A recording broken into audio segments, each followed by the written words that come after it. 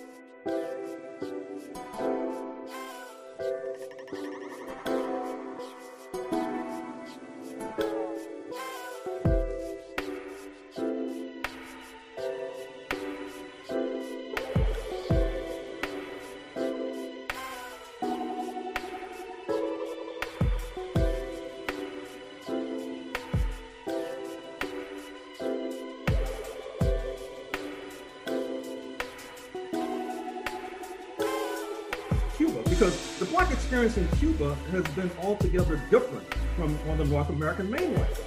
There's much more of a sense of the Black population in Cuba of Cubanidad, of being Cuban, because from the beginning of settler colonialism in the early 1500s, I mean, many of them were free. Many of them were conquistadors. Unlike our experience here in North America, so they have much more of a sense of ownership of the country. And, you know, the Black population in the United States, understandably, is perpetually alienated. And then they expect everybody else to be alienated, which I understand. Because, you know, if you haven't studied, you tend to look, everything is viewed through your own lens. But in any case, that's my long-winded, elongated response to your question. Thank you. It's really helpful. I mean, you know, it makes me think, the book does several things. On one hand, I think it brings together literatures that are often treated separately, right? Settler colonialism, slavery, the history of capitalism, and it brings it into one analytical frame. And, you know, in doing so, as you just suggested, it offers, I think, perhaps the most persuasive definition of white supremacy that I've ever encountered, which is as a system of class collaboration. I mean, what you term, as you just explained, a kind of form of pan-Europeanism that united the wealthy with the not so well off in this kind of cross-class project against enslaved Africans and against indigenous peoples. And so on the other hand, though, and you know, I wanted to ask you about this, is that you show how enslaved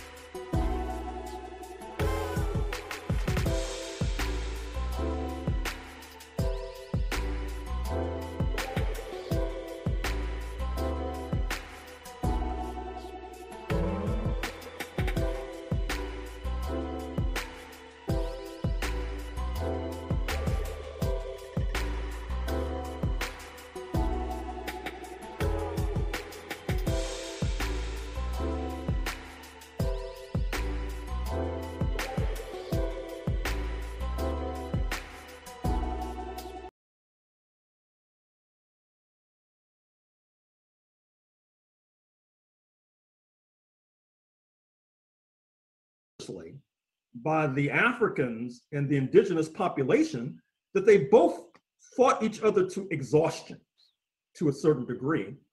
Then 1607, from their perch in St. Augustine, they realize what's going on. They realize that London is invading what they call Virginia in an attempt to establish a settlement there.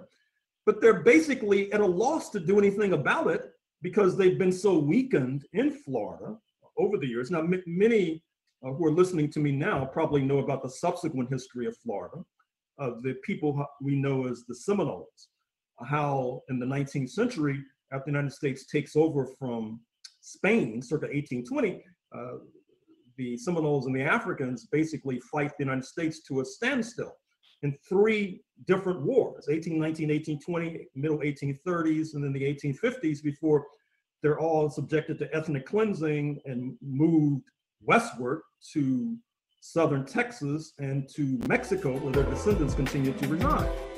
Well, this was nothing new. This was unfolding in the 1500s as well. And once again, to answer this question of why we're sitting here speaking English, a part of it has to do with the resistance of the indigenous and their African comrades. And this brings me to another point in terms of trying to understand and unravel this pornography of violence, these Black men being killed on tape on a regular basis.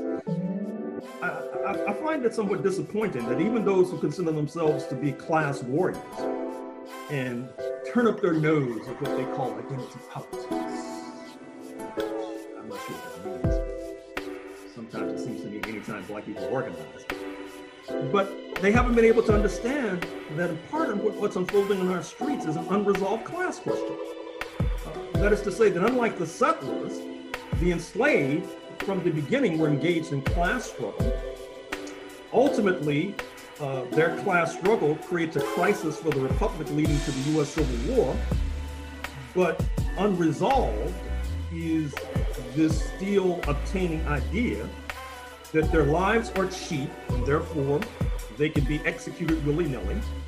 Unresolved is the fact that the slave owners were expropriated without compensation, leaving them furious, which of course leads to the rise of Ku Klux Klan, but that's not all.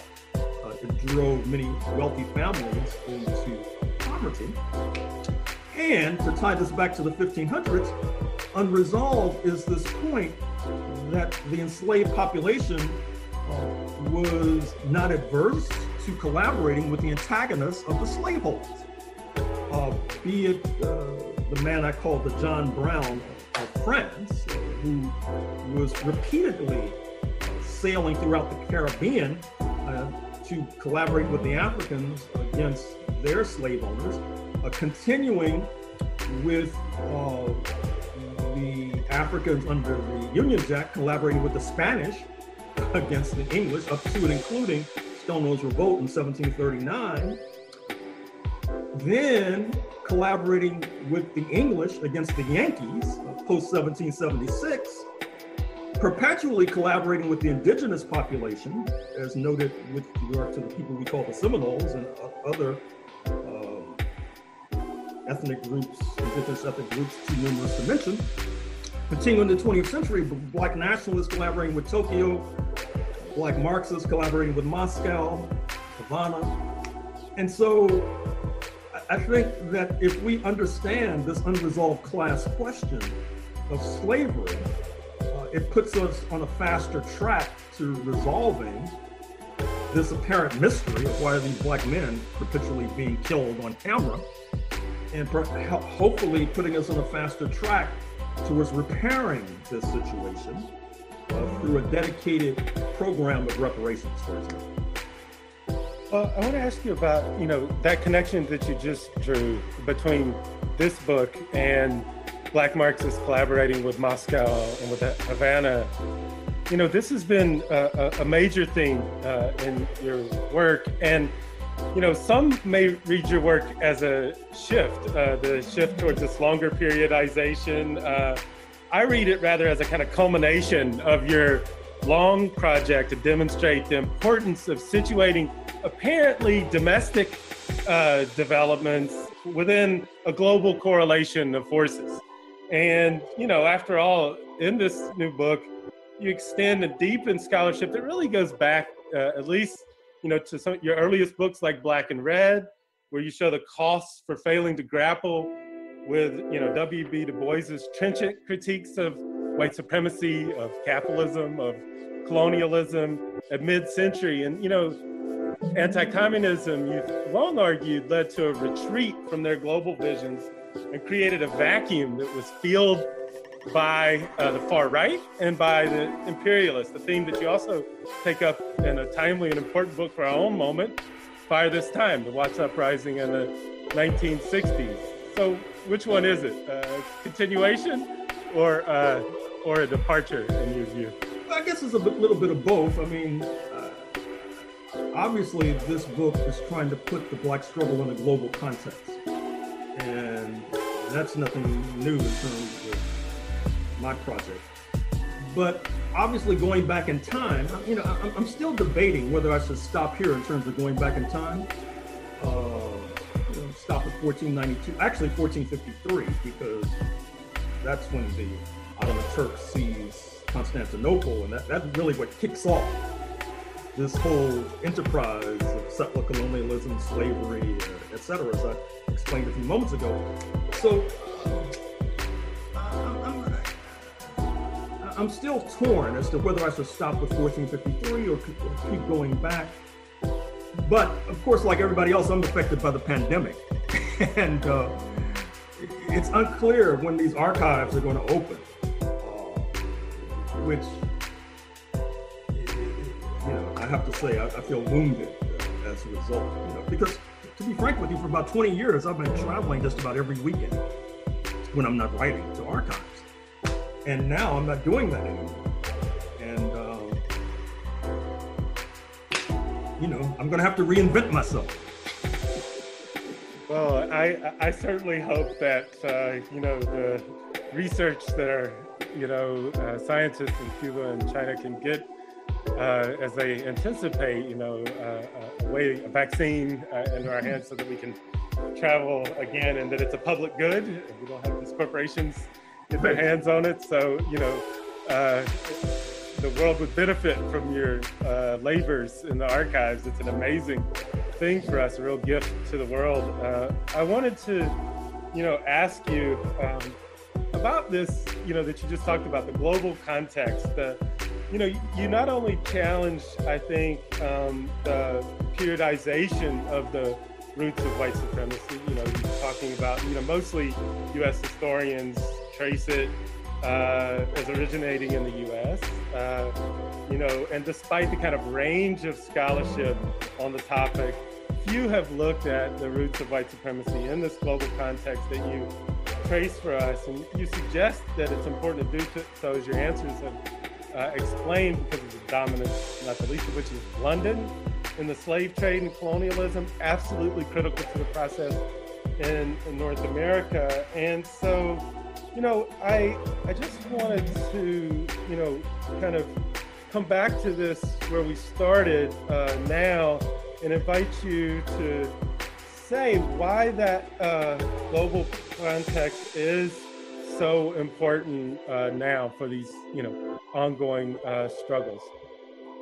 Well, Fox News has been playing up lately something that we should pay attention to, which is that Burkina Faso, the country in Central West Africa, on behalf of the African Union, is pushing a motion at the United Nations Human Rights Council with regard to what they call, quote, systemic racism, unquote, in the United States of America. This is, in many ways, a breakthrough. The last time Africa spoke with one voice about Black Americans was in May 1963 with the protests in Birmingham, which they denounced in extravagant terms. And this is taking place at the same time that just to cite some events that I've been involved in. So I've been doing these interviews on German television about the protests. And so I was being interrogated on German television just a few days ago by this anchor who was pressing me to agree that those defined as white in the United States should have collective guilt and collective responsibility for what's befallen Native Americans and Africans. Now, of course, my theory of the case is that, and of course, this is in a way a turnabout, because after 1945, the United States pressed Germany to accept collective responsibility for the Holocaust, etc., and then twisted Berlin's arm till it paid reparations to Israel, even though Israel didn't exist in 1945. And so, as he was pressing me, I was interpreting this in the context of the decline in the North Atlantic Alliance. My mind reeled back to that episode where at a meeting, supposedly, the oath in the Oval Office, the 45th US president apparently threw something at Angela Merkel to express his disgust with her. Of course, the fact that she's a woman leader, I'm sure had something to do with it. And so I was thinking, they're turning the tables. I mean, basically, he doesn't want me to say that fascism was a product of big business and that there was a thriving anti-fascist left. He wants me to turn the tables and blame everybody. All those defined as white. And it's very interesting. And of course, I don't see my job, even if I didn't necessarily agree with them, as defending those defined as white in the United States. Trust me, they have enough means to defend themselves. They don't need me to defend. But I thought that this was an interesting moment in terms of global politics, in terms of what's happening at the United Nations, in terms of the global process against the United States, which to me in some ways expresses disgust and revulsion at Mr. Trump, and this is a way to express it as much as it is to demonstrate solidarity with Black Americans. It also, in my estimation, represents how the anti-Trump wing of the US ruling class recognizes that they have a dilemma, that they really need to reshuffle the deck if they want to get rid of Trump in November, because even today, there's no guarantee that he'll be removed.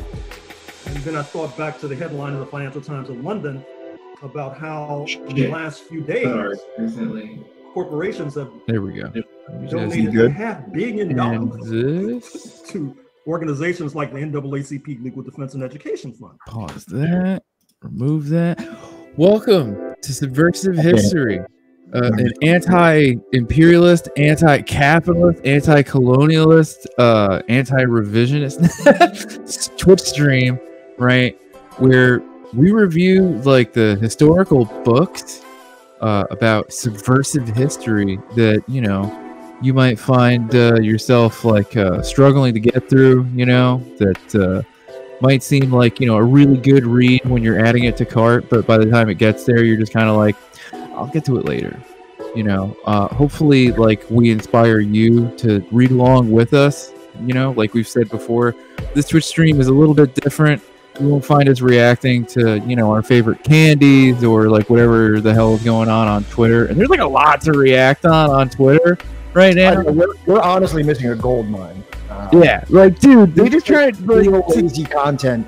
We could make some real lazy content offering half-baked opinions about Kanye West or whatever Ben Shapiro is saying. Fuck that, dude. They tried to pull a coup in Germany. Like, they wanted to reinstate the German fucking prince. Let's not bring it up, because if anybody's listening, they might be like, oh, what? Like, let's talk about that. So let's not tantalize with unrelated topics. So tune in 2023. We might have a day of the week specifically allocated to the coverage of more frivolous, non-academic topics. So stay tuned for that. For today, right, this will be the first episode of the Counter-Revolution of 1776, Slave Resistance and the Origins of the United States of America by Gerald Horne, right? Now, I don't know about you, Pat, but like, what's your education on like the Revolutionary War? Like, what would you say has informed you the most about? So this is something that I wanted to address, because as we went through the divide, I think you and I were pretty comfortable speaking like somewhat authoritatively, or like maybe not as an authority, but at least confidently on the issues which were peripheral to a lot of the content of that book, because it's mostly 20th century history. It's a lot of stuff regarding the Cold War, things that happened like the coups and the destabilizations and the socialist projects that happened throughout the Third World. These are things that you and I have been reading about for a good amount of time. I think we're pretty intelligible when it comes to discussing those topics. Yeah. Like any good, yeah. I was gonna say like any good tanky. We've spent hours and hours learning about the Soviet Union, China, and like, you know, everything that happened during the Cold War. But our own history is a little. But the further that I go back into history, the more blurry my perspective gets. So we pretty much just jumped in a time machine all the way back to the colonial era of the Americas, which I've been through an American history course. I've been through some other, college level history courses that have, briefly touched over that. I think that mostly the closest thing I even had to that was early American history that didn't necessarily fixate on the pre-independence, I guess we would refer to it, years. So a lot of this is extremely new to me. A lot of this required a lot more of like a delicate reading style where I actually had to analyze the information. And I guess most importantly, the point that I'm trying to make is that we're definitely not coming into this broadcast pretending to be experts on this topic. We're a couple guys experts in any of this shit. Analyze bit by bit and have a discussion about it, hopefully with chat or whoever else wants to be involved. So a lot of this might be a mutual learning experience between Johnny, myself, and anyone in chat, you know, we're learning right along with you on this one. I haven't read this book. Johnny hasn't read this book. And the content is completely brand new to us. We both have lives outside of this. So we are just as green on this content as anyone else. So to answer your question, most of what I know from the revolutionary time was probably most of that foundationally comes from what I learned in public school. Okay, so no movies, no media, no nothing like that.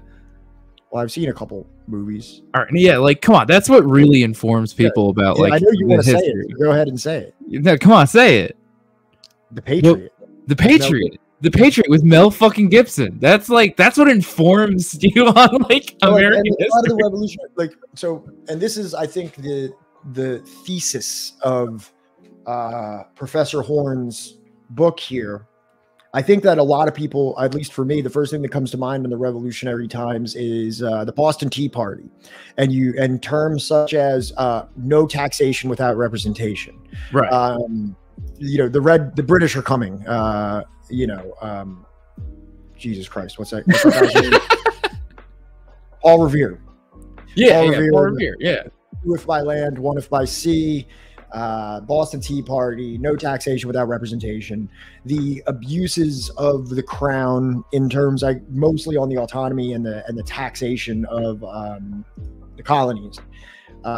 Very little in my recollection, and you know, hey, I had some hazy periods through public school, but very seldom in my recollection was slavery specifically discussed in the lead up to the revolutionary era / revolutionary war / 1776 independence. No, I'm like the entire time I was reading the introduction and just the introduction and the preface, right? Mm-hmm. I can't recall like a single like lionizing like memory in my head of like, you know, middle school, high school, or college, right?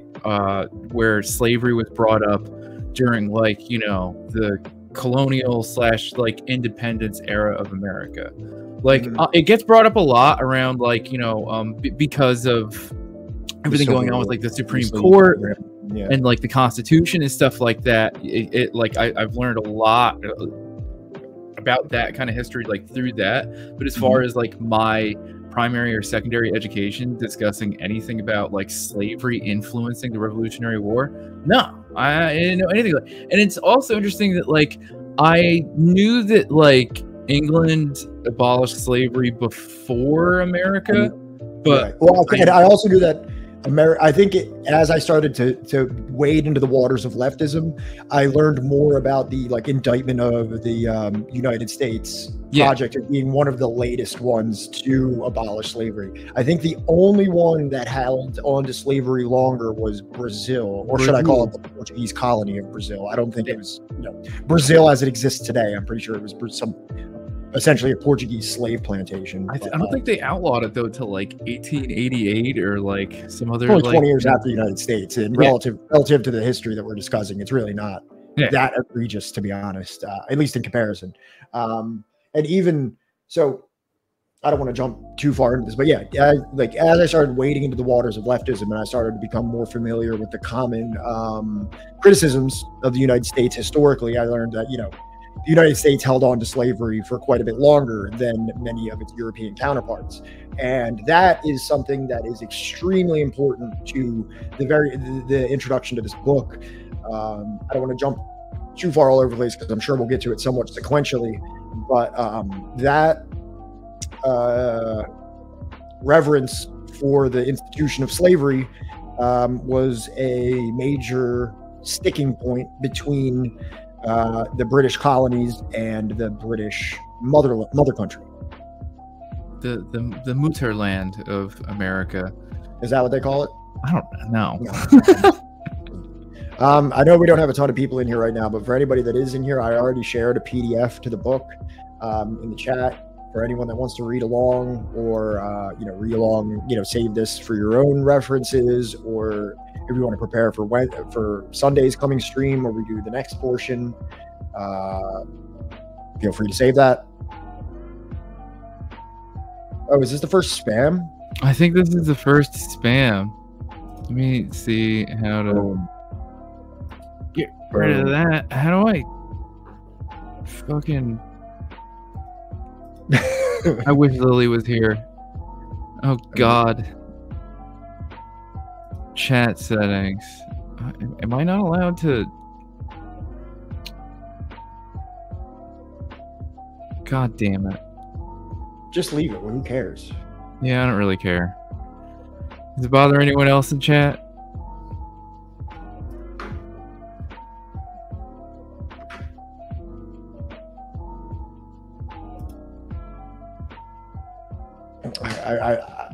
I could care less. I don't even focus on it. Yeah, whatever. So, do you think prior to getting into the book, I don't know, did you want to do, I have like a little bit of an outline of Gerald Horne, the author. If you want to talk about that a little bit, just to give some foundational information as to who the author that we're reading. Yeah, do you want to go into that? Yeah, sure. So obviously his name's Gerald Horne. He was born in 1949, which means he's currently 73 years old. He was born in St. Louis, Missouri. So pretty much came up his formative years in the tail end of the Jim Crow era prior to civil rights. So I'm sure that gives him quite an informed lived experience on certain issues in terms of the struggle of Black individuals in the United States. Probably had some degree of a motivating influence on him to study this topic as passionately as he has. Out of his Wikipedia page, it states that he is an American historian who currently holds the John J. and Rebecca Morris Chair of History and African American Studies at the University of Houston. He writes about topics he perceives as misrepresented struggles for justice, in particular communist struggles and struggles against imperialism, colonialism, fascism, racism, and white supremacy.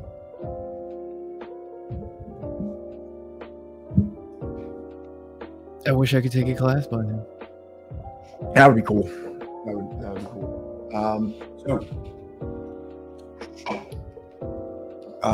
Now I guess we can move into a little bit about the content of the book. I think, at least what I kind of gathered from the preface, I kind of found what I believe to at least be like his mission statement or maybe some degree of a thesis to the book. I'll read that over now, where he states, it's kind of interesting because in the preface, he's actually writing in a first person about himself and his experience, and his thoughts when writing this book and researching the topic. And he states, I believe that, perhaps understandably, there has been a desire to create an uplifting anti-colonial narrative to explain and undergird. He uses the word undergird several times in the preface and the introduction, which is a word that I've almost never heard before. And he's used it multiple times. So he really enjoys this term undergird. There are multiple words that he uses. He pulls out the SAT words multiple times just in the preface and the introduction. And I'm like, oh, fuck, we're reading like an academic. Like, it was kind of funny how like Parenti, he like flows like your uncle at like, a family party, or like, Hickel, who like, just kind of reads just like fluidly, like like a Facebook goes down like water. Yeah.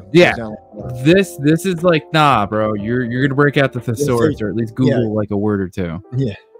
So there has been a desire to create an uplifting anti-colonial narrative to explain and undergird the fruits of 1776. The problem is that, irrespective of the diverse ideological persuasions of the creators, this narrative serves to obscure the point that as the 4th of July 1776 approached, Africans had been involved steadily in the poisoning and murdering and immolating of settlers, creating at least a yawning deficit of trust between Africans and Europeans. Portraying the Africans as bit players supporting a revolt in 1776 dominated by Europeans, as the uplifting narrative tends to do, not only distorts and caricatures the historical record, but also obscures a trust deficit that may still be of relevance today. So I suppose that this is a project in revisionist history, which is a term that I've always had taken an umbrage with. Like what necessarily is it because of the anti-Maoist action within you? Maybe, I'm not sure. I just feel like it's a very interesting thing that history can be written from so many different perspectives, and from the perspective of so many different individuals and or demographics that took place in any historical event, that to act as if like any history should be singularly understood and any deviation from that would be considered revisionist is just very am I misunderstanding something of like this term revisionist history? Or hey, what's up, Sean? What's up? I don't think you're misunderstanding like a whole lot, right? I don't know. I could be wrong. Would you agree that this is a effort in revisionist history? There is a history that is a mainstream narrative that is being revised. Yes. Then yes. Gerald Horne. Yes, because like think about it, like even like Ho Chi Minh during like their anti-colonial revolution, right? They looked up to like Thomas Jefferson and quoted Thomas Jefferson, right? There are so many anti-colonial movements that like looked to America as like the example of like a revolution. So this is kind of like revisionist in that, like, I think Gerald Horne was like the first time I had ever heard that like it wasn't an actual revolution. Right. Also, just in that term, revisionist history, I have a book by Bruce Cummings. You've heard me bring him up quite a bit. He's like a very, very acclaimed Western author on the Korean War and other, just Korea in general. I heard a story from Korea. Probably the best one. The best Korean historian to come from not Korea, from like the United States. Like if you're in the West and you're to read about this. On the front of his book about the Korean War, it says a stunning example of revisionist history. Like I've always heard that term used negatively, but this guy on the front of his book has a book review. You know how people will put a book review on the front? Yeah. It's like praising it as revision. Yeah, well, I mean, like the guy that I just got that World War I book on, Jacques R. Pauls or whatever. He literally, it's like Pauls. Okay. I'm not a francophone at all, but Sean, just look at how us natives are spoken about. We may as well have disappeared with the dinos. Yeah, that is a very big one that like I think a lot of, especially like US historians like to act as if like there's no more indigenous people. They don't have any government. They don't have any kind of like economy or culture that has continued to live into the modern era. It's like what the fuck? Yeah. So it's like what really is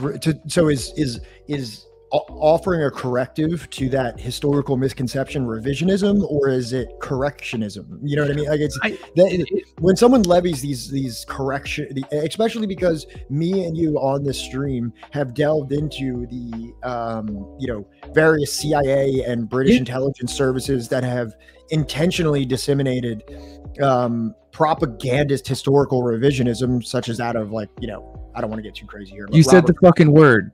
You said the word propagandist. So like, I was talking about last time, right? Where I quoted Ian Goodrum, kind of paraphrasing more than quote, but where he was talking about like everything is propaganda, right? It's just a matter of like, to whom does that propaganda benefit? The working class or not the working class, better known as the Borghiosi. So like, I think that like revisionist history, right? It's a matter of like, who does it benefit? And, we can very clearly see in like, just the first page, who this revisionist history is framed, in respect to. And I don't want to get too far off topic here, but, even more broadly than who does the propaganda benefit, but you could also say that some propaganda is more truthful than other propaganda. Like you can have propaganda that's an outright falsehood that is meant to that its intention is to distort and manipulate, and then you could have propaganda that is intentionally trying to influence and compel people, but it could be something that's far more truthful. Right. So that's like that. Remember when we like searched live on stream the what is it, the different terms of propaganda, like black propaganda? That was out of the book, the In the Company book, where the CIA agent, I forget his name, I knew it when we were going over that, was specifically talking about white propaganda, gray propaganda, and black propaganda. Right, there you go. White propaganda was things that were relatively true that were being used to influence people in a relatively wholesome way. Like obviously you have political aims. Gray propaganda was propaganda that had no verifiable source. Like it would be like as if like potentially the CIA operative from Caracas sent something out to some other thing and it gets circled around and then it ends up as a thing. Black propaganda, on the other hand, is just outright falsehood used to completely to like subvert reality. Right. And then there's like varying degrees of evidence and then what it is twisted into in that propaganda. You know, it's kind of like look, here's my whole this is as far as I will go into contemporary issues, right? But like the whole thing going on with Iran, right? I think that, you know, women and non-men should be allowed to dress however the fuck they want, right? I think that, like, you know, secular government is better than anything. CIA about Cuba, black propaganda. Yeah, CIA about Cuba is definitely black propaganda, but like, as far as like the whole Iran thing goes, like we're seeing the same tactics that they used on Cuba and Iran, where it's just like throw whatever sticks. I think the DPRK is the most stunning example of black propaganda, where it's just like whatever we can pull up out of, like, you know, even South Korean tabloids, like the National Enquirer of South Korea, right? Just throw it out there, and or you know, we'll potentially pay someone $100,000 for a defective testimony, which I'm sure that there's many things that are relevant to criticize the DPRK for. Sure. And I'm sure there's relevant defectors that could actually talk about some things that do need some very that would be very concerning regarding the DPRK. Sure. You do need to take it with a grain of salt, because the South Korean government does offer large sums of money for fantastical stories about how the DPRK operates, and some of these individuals have recanted their stories, contradicted their stories, and you know, so on and so forth. So, well, that's what I was getting at, is that grain of salt. At the end of the day, me and you are both Americans. Neither me nor you, right, even speak. Not only are we not Korean, Cuban, or, you know, Iranian, right? No. But we don't even speak Farsi. We don't even speak Korean. We don't even speak Spanish, bro. The best I can do is read Bruce Cummings, who does speak Korean, and likely, and he has dedicated his life to Korean history. He can read Korean, and he can read Korean historical texts that he then translates into English. So, and that's why, as far as like revisionist historians and stuff like that, like Grover Furr, for instance, NJ Native, gang, he learns languages. He speaks languages, like a lot of them. Right. So just to bring this back into the fold here. Right. So when it comes to the narrative that surrounds the 1776 independence movement, or independence of the United States, Gerald Horne says that they create an uplifting anti-colonial narrative to explain the fruits of 1776. Do you notice that a lot? Maybe not so much in that exact terminology. Like, I don't think I ever hear the term anti-colonial very frequently attached to 1776. More, it's like just kind of like more broad notions of freedom. You know what I mean? Like anti-colonial, you hear more often than not about like countries outside of the U.S. Correct. Yeah. So here's something interesting that I learned. Actually, let me pull this up real quick. This is actually a pretty interesting. Tell me if you believe this, if this applies to the United States. I actually was not prepared to do this whatsoever, so I'm flying by the seat of my pants right now. But it's going to be great. I've typed up quite a bit of stuff here regarding. I call it anti-colonial as much as anti-crown, specifically the colonies had their knickers. So, Sean, hold 1 second, because I have a very interesting quote here. There is a Guatemalan intellectual named Severo Martinez Palaez. He is an author of a monumental book in Guatemalan history called La Patria de Criollo, which is the homeland of the Criollo, which is like the kind of the mix between the indigenous and the European settlers as that continued. So he writes of these anti-colonial independence movements that emerged from mother countries as they existed, whether it be in Central America, South America, and the United States, what would become the United States. There is this notion of independence that was made.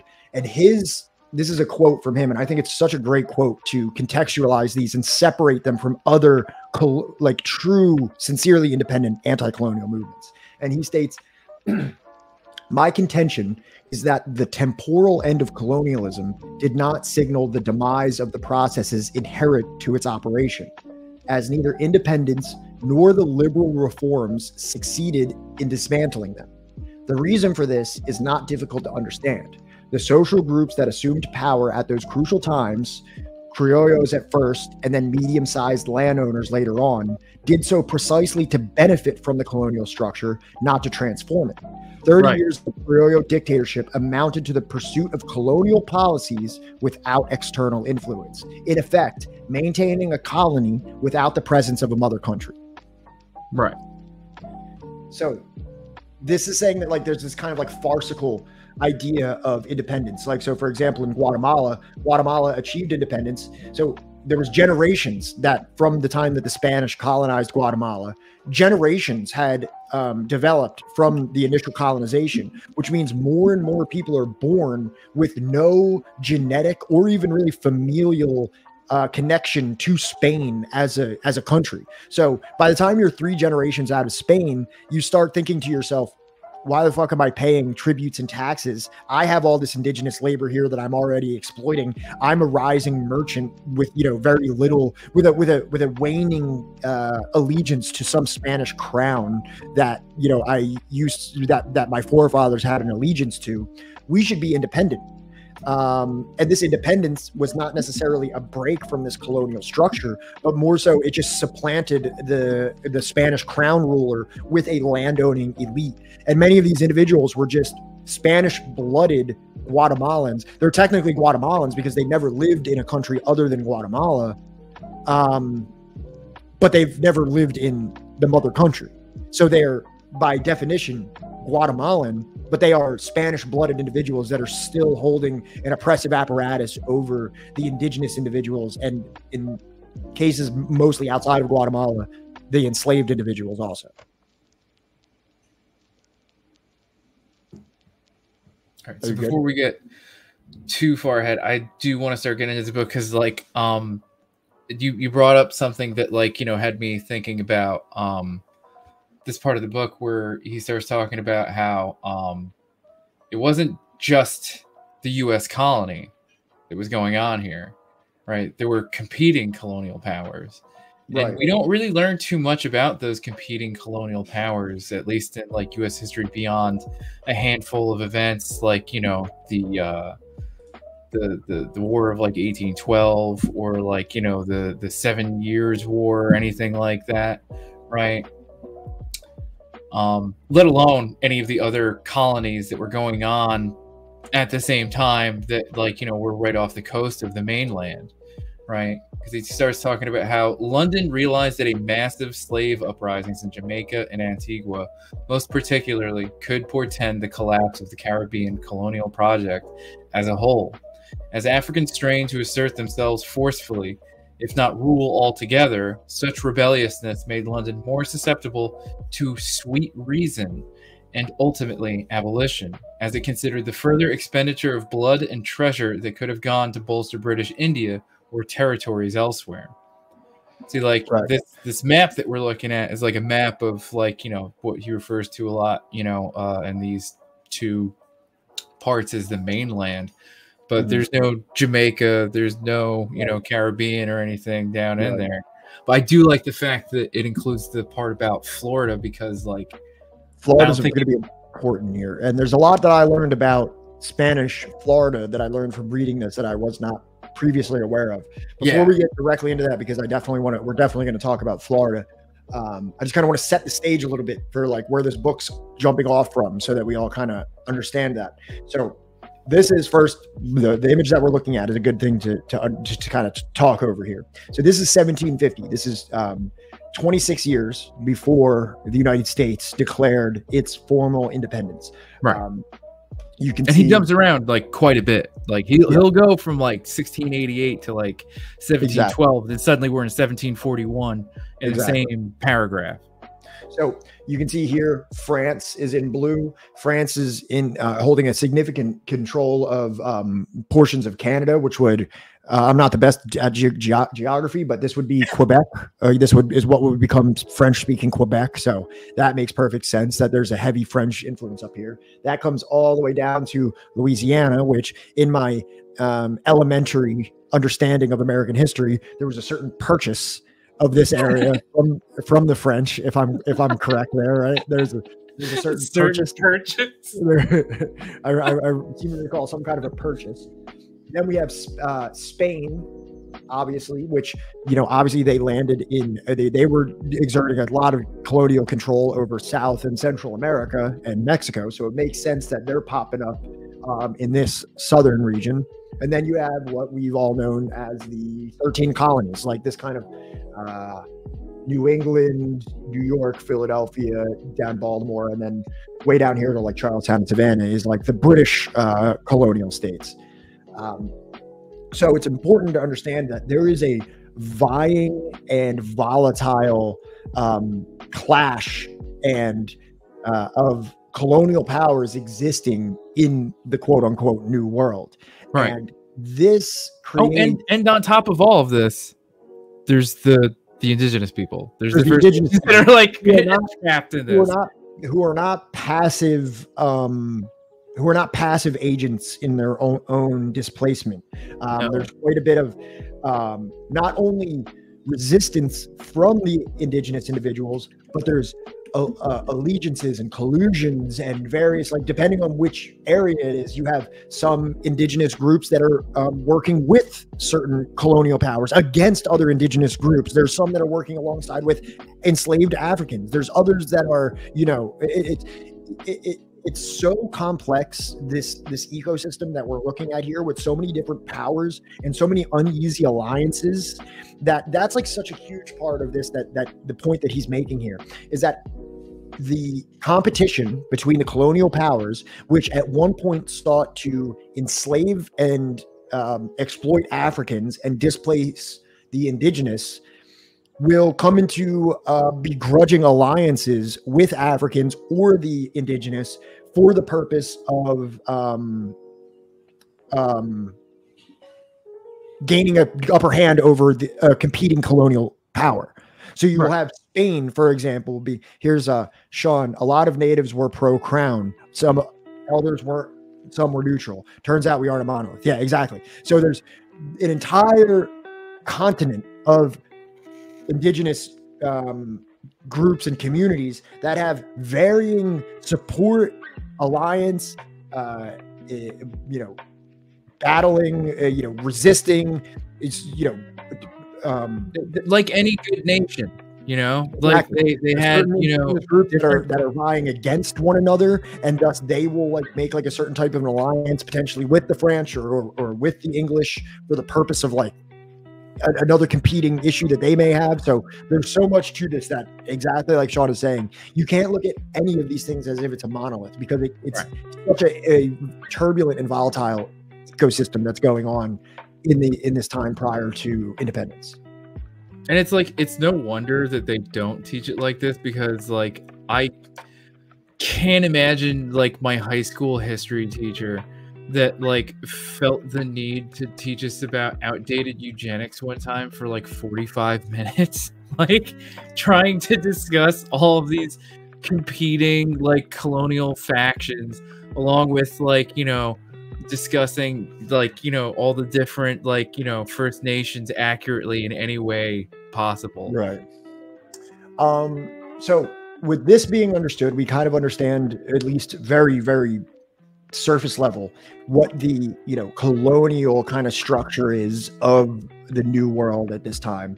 But also, I think it's important to point out the implications of the Glorious Revolution, which happened in the late 17th century. This is an extremely broad and complicated topic with a lot of details that aren't specifically relevant to what we're talking about here. But I think the most important thing to note regarding the Glorious Revolution of England is that this is the turning point away from British monarchy to the powers that are invested in the emerging merchant class. So you're going to see this all over Europe at this time, is that this process where there was these monarchies that exerted control. Monarchies in the church exerted the most control over all the political developments of any of these countries. Now you're seeing, as kind of capitalism starts to come into existence, you're seeing that merchants are able to garnish an extreme amount of power through commerce. So they don't have any royal blood and they're not part of the church, but just because of playing the game of commerce and wealth accumulation, they have an undeniable influence on the economy and thus over the political structure of the country. So post-Glorious Revolution or pre-Glorious Revolution, there was this. No, I also sent you a video that's a 3-minute history. Did you watch it? I've watched that one. The thing is that I'm saying is that when a lot of like the Wikipedia page and these videos go over like these specific people, and like it just seems a little bit like way off topic for what we're talking like about. I have no I think idea the most who the hell any of important these thing people just to know here is that prior to the Glorious Revolution, there was a undue amount of monarchical control. Monarchical? Yeah, I don't know. This is like the Glorious Revolution is kind of like the birth of capitalism, where merchants were able to kind of rise above the monarchy. An example of that is with the slave trade. So prior to this Glorious Revolution, you got to show the flag. Well, I have to, right? Dude. Merchant class and the educated elite consolidated a lot of power about that time. Things like Tamani societies, which I have no idea about, and the Order of Red Men managed to gain quite a lot of political power. Two things that I'm completely uneducated about. I'm not going to pretend I know about those things. But I have no idea what either of those things are, man. Yeah. But the overall sense, yes, is that this is where you see power and influence and political control start to be wrestled away. The waning, just like with the French Revolution, you see like the waning power of the monarchy and the church, and you see an emerging class of business and commerce and merchants. So an example of that is that this was the Royal African Company. This is obviously how it relates to the slave trade or the industrialized slave trade. So the Royal African Company, I have to show the flag, right? Just before you do, right, he does point out in this book, kind of as like a mission statement, right? This book diverges sharply from the consensus view of the origins of the post-1776 Republic, a view which has united a stunning diverse array of scholars. In short, I do not view the creation of the Republic as a great leap forward for humanity, though I concede readily that it improved the lives of a countless number of Europeans. So, show us that flag, Pat. And they did not use the color brown on the OG flags. You can find somebody added this later. You can find a few of them where like they look like Sambos. Okay. So the important thing to point out here is that this was the Royal African Trading Company. A Royal African Company. It was an English mercantile trading company set up in 1660 by the Royal Stuart family in the city of London. Merchants trade along the west coast of Africa. It was led by the Duke of York and the brother of King Charles. The York took the turn. The RAC shipped more African slaves to America than any other company in the history of the Atlantic slave trade. It was owned entirely by the British Crown. So this was the main exporter and trader in African slaves for most of the history of the transatlantic slave trade. Also, thank you, Dolphin Enjoyer. After the Glorious Revolution, you start to see a transition in slave trading, just like with every other company, away from this British Crown-controlled industry, and you see independent, private traders, essentially. And not only does this happen in England, but this happens in the colonies as well. The colonies start sourcing their own privately acquired slaves outside of the RAC. You're going to hear I think it's just important to go over the RAC real quick because it gets mentioned a handful of times in the book there. So I just wanted to bring that up as well. So just to set up the context here as we're going to be going in, let's read this real quick. Society and the Order Men were secret societies that employed Indian play to gain political power and set the foundation for a distinct American identity. Which I think he kind of hints at it towards like the end of like the intro, that like India is brought up like, you know, a handful of times. So like I think it'll probably come up a little bit later about like what England is doing, because that's another big thing about this book, is that it's not about 1776 onwards. It's all the events leading up to 1776 and maybe during. Correct. So just to establish the context, we have this colonial new world, which is many different vying colonial powers, all in the same landmass, all trying to gather land, exert political control, get resources, establish trade routes, and so on and so forth, which is obviously messy business. And then we have a number of, or well, I say a large number of enslaved Africans that are being brought there for the labor. But regardless, that is a variable that all of these powers have to contend with, because this is a giant landmass, what is now the North America, that is being filled with African slaves. And this is something that is being already a point of worry for the colonial powers when you look at the islands, the West Indies islands, like when you look at Hispaniola, when you look at what becomes Haiti, Cuba, Antigua, Jamaica, etc. A lot of these islands are becoming majority African slaves. The African slaves are outnumbering the colonial masters by like 10, 20 to 1, correct? So this is like the British or the French, and I'm pretty sure this is when the Haitian Revolution comes later this century. I think this is a main thing, is like when the Africans decide we're taking this island, there's such a radical outnumbering that there's almost nothing that they can do. So that's why you're going to find more and more hesitancy to develop slave colonies on the islands, and more so to do it in the mainland. But also, I'm saying that also just to bring up that these Africans that are being brought there to be for slavery purposes are not just like unconscious vessels of labor. They are a very large contributor to the political developments of this. They, because they do hold power, even if it is just as an insurrectionary possibility. Right. Well, that's like one of the other things that like he brings up, is that dude, there was like way more slave rebellions than I thought there were. Exactly. Like there was more than a couple that like, he brings up throughout like this entire thing, especially in the Caribbean islands, where like there was far more indigenous and like, just black Africans than there were like, white colonists or settlers, whatever term you want to call. Point is that there was a lot more slaves than slave masters. No, Haiti did not fuck around. Haiti, in fact, did not fuck around. Those who fucked around were actually the French, and they fucked around, and they subsequently found out by consequences of their own actions. And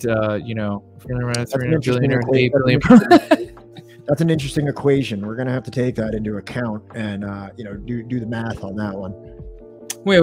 It appears that there's more. Yeah, wait, hang on. Wait. I can't. That math, you need to go back to the drawing board with that math. I'm no mathematician, but that can't be right. I don't think there's that many people in the world.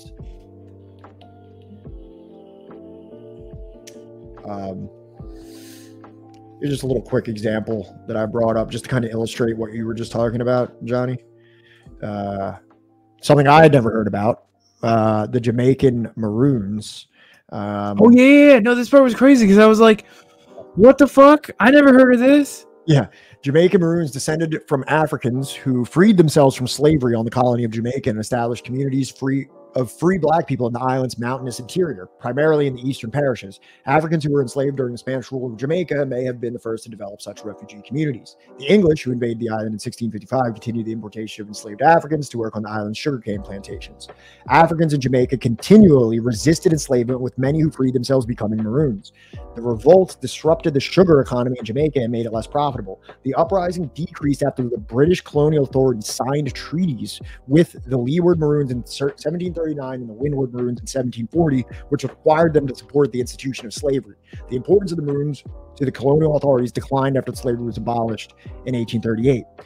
So, obviously this is a whole thing that we could go into, but it's super interesting to think about this, is that there was these resisting bands of enslaved Africans who actually separated themselves and resisted so heavily that England had to be like, listen, we'll leave you alone. You can have your little free African communities, but you have to endorse slavery in the rest of the island. And it's sad because, this is kind of like the nature of counter-revolutionary action, is that, some will, turn their back on maybe what the overall principle is for their own self-fulfillment.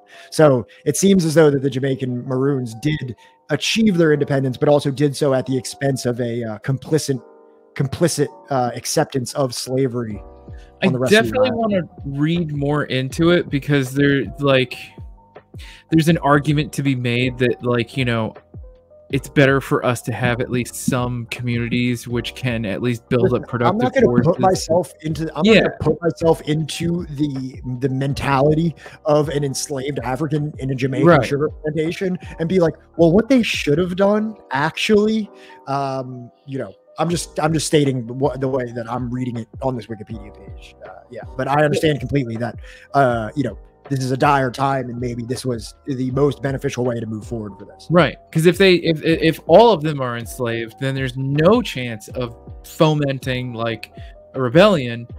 But if they at least have some communities where they can operate freely, they can build up that kind of I don't know. I haven't read anything. I just found out about this like 48 hours ago. Yeah, exactly.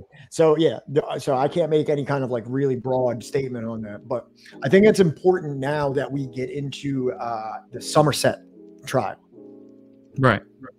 So just to read, I'll pull up the Wikipedia on this just so that we understand what it's talking about. And this is actually something, Johnny, tell me about this. Have you ever heard of this case before? Have you ever heard of this before reading this book? No.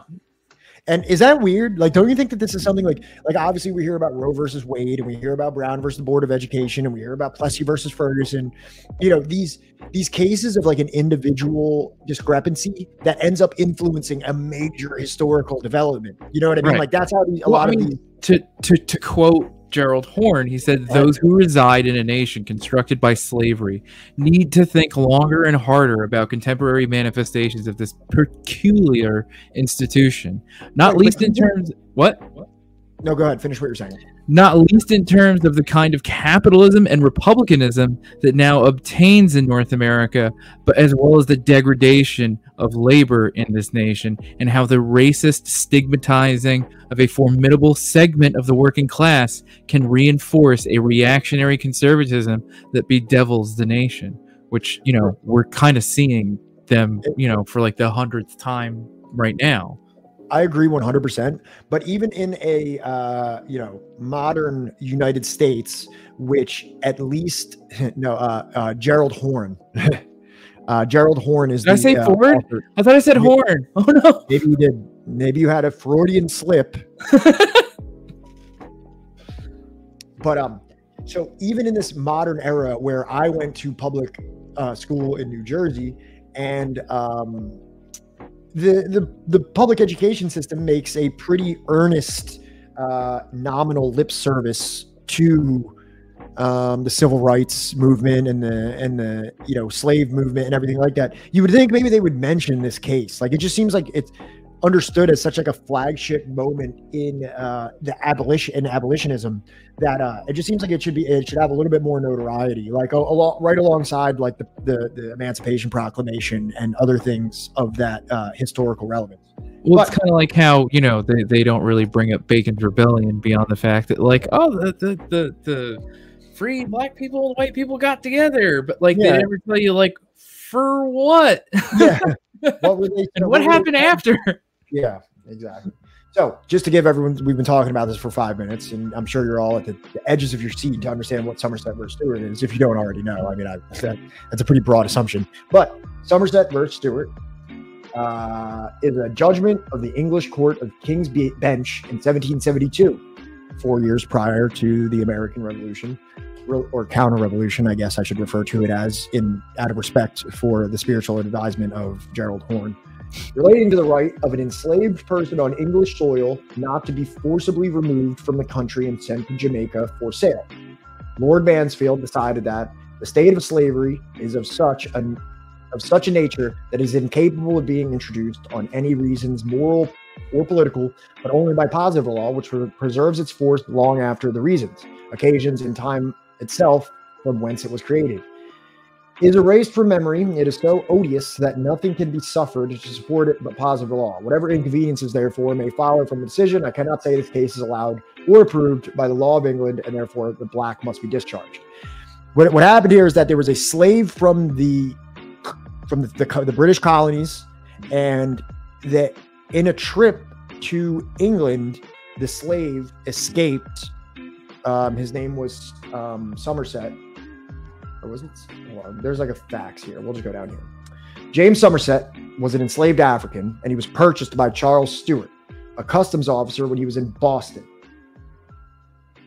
Stuart brought Somerset with him when he returned to England. So you have a slave that was purchased in Boston that was then taken along with his purchaser to England, to which the slave escaped while in England.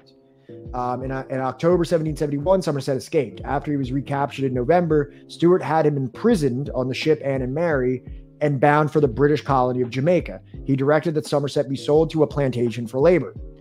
Somerset's three godparents from his baptism as a Christian in England, John Marler, Thomas Watkins, made an application on December before the Court of King's Bench. Captain Knowles on 9th produced Somerset before the Court of King's Bench, which had determined whether his imprisonment was lawful. Ultimately, they decided that he could not be forced back to Jamaica and sold into slavery. So this was like a very large moment in the abolitionist movement, because this case was used as a precedent for the ensuing abolitionist movement. Somerset was freed, and supporters, who included both black and white Londoners, celebrated in response. Whilst argument by counsel may have been based primarily on legal technicalities, Lord Mansfield appeared to believe that a great moral question had been posed, and he deliberately avoided answering that question in full because of its profound political and economic consequences. Well, I mean, speaking of economic consequences, like we'll see later on that there was a little bit more than just like legal arguments that caused the abolition of slavery, at least in England. Of course. But I think it's just important that I think this is like central to the abolitionist movement, and British abolitionism, the spirit of British abolitionism, is a major point of contention between the mother country of British and its colonies, which is going to serve as a major wedge between the two that's going to ultimately influence independence. So just to give a little bit more information on that, William Drayton stated that this case foreshadowed the complete ruin of many American provinces, and that this declaration in this case was more controversial than the Stamp Act, which is the Stamp Act is something that I do remember from school, and it's brought around as like a colonial, like a tyrannical colonial measure by England to kind of subvert the colonies into behaving and economically submitting to the crown. But we don't hear about is this, which apparently drove many of those in the colonies to be quite fearful for their position. For example, the eminent 20th century historian Benjamin Quarles has argued that this London case hastened slavery's downfall in New England. Moreover, what came to be known as Somerset's case emerged in the wake of a number of decisions emanating from London that unnerved the powerful slaveholders of North America, and was followed by others, all of which aided in lighting a fuse of the revolt that detonated the 4th of July, 1776.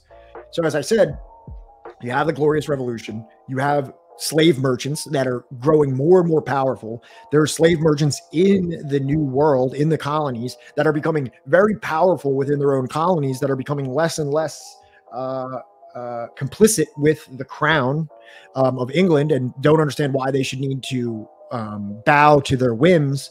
Then you have England being like, hey, you know what? Maybe slavery isn't good, and maybe we shouldn't return this slave back to this guy from Boston who bought the slave there. So now you have throughout the colonies all these slaveholders and very powerful and very influential private slaveholders who are being like, wait a minute, you think this is terrible. You shouldn't be doing this. This is going to sow all kinds of resistance, and we can't live here with Africans that are free. You know, they made it sound like it was because they made tea too expensive. That's they just kept making even stamps. Yeah, and stamps. So we overthrew the colonial rule of the English monarch for tea and stamps, and not like, you know, just the most brutal, like barbaric form of chattel slavery that, like, I think man has ever seen. I would say certainly. Yeah, I would say certainly. So this, now we're kind of like starting to establish the contentions that Gerald Horne is stating was a major driver of the independence movement, many that are not discussed in the mainstream narratives that surround it. Yeah. American mythology. American mythology is great. There's this one point where, like, he's quoting this dude from Virginia. By the way, when he was writing this book, he was finding like all kinds of like newly released like records of like, you know, actual diaries and like, you know, correspondences between people of this period. And this one dude in Virginia is saying he's a former property owner. Saying, is it in the power of the parliament to make such a law? Can any human law abrogate the divine? The laws of nature are the laws of God. Yeah, so some dickhead in Virginia is like, how can law, like, this is a divine ordination that blacks will be our slaves.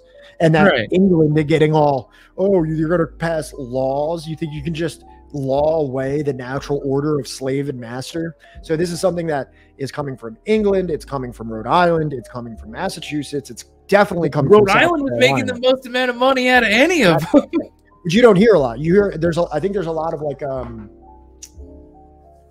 I thought it would have been New Orleans that was making all the money. Like I all I know is that like they still have that like old like market area or something. It's like a historical site. I've never been to New Orleans. I really want to go. French Quarter.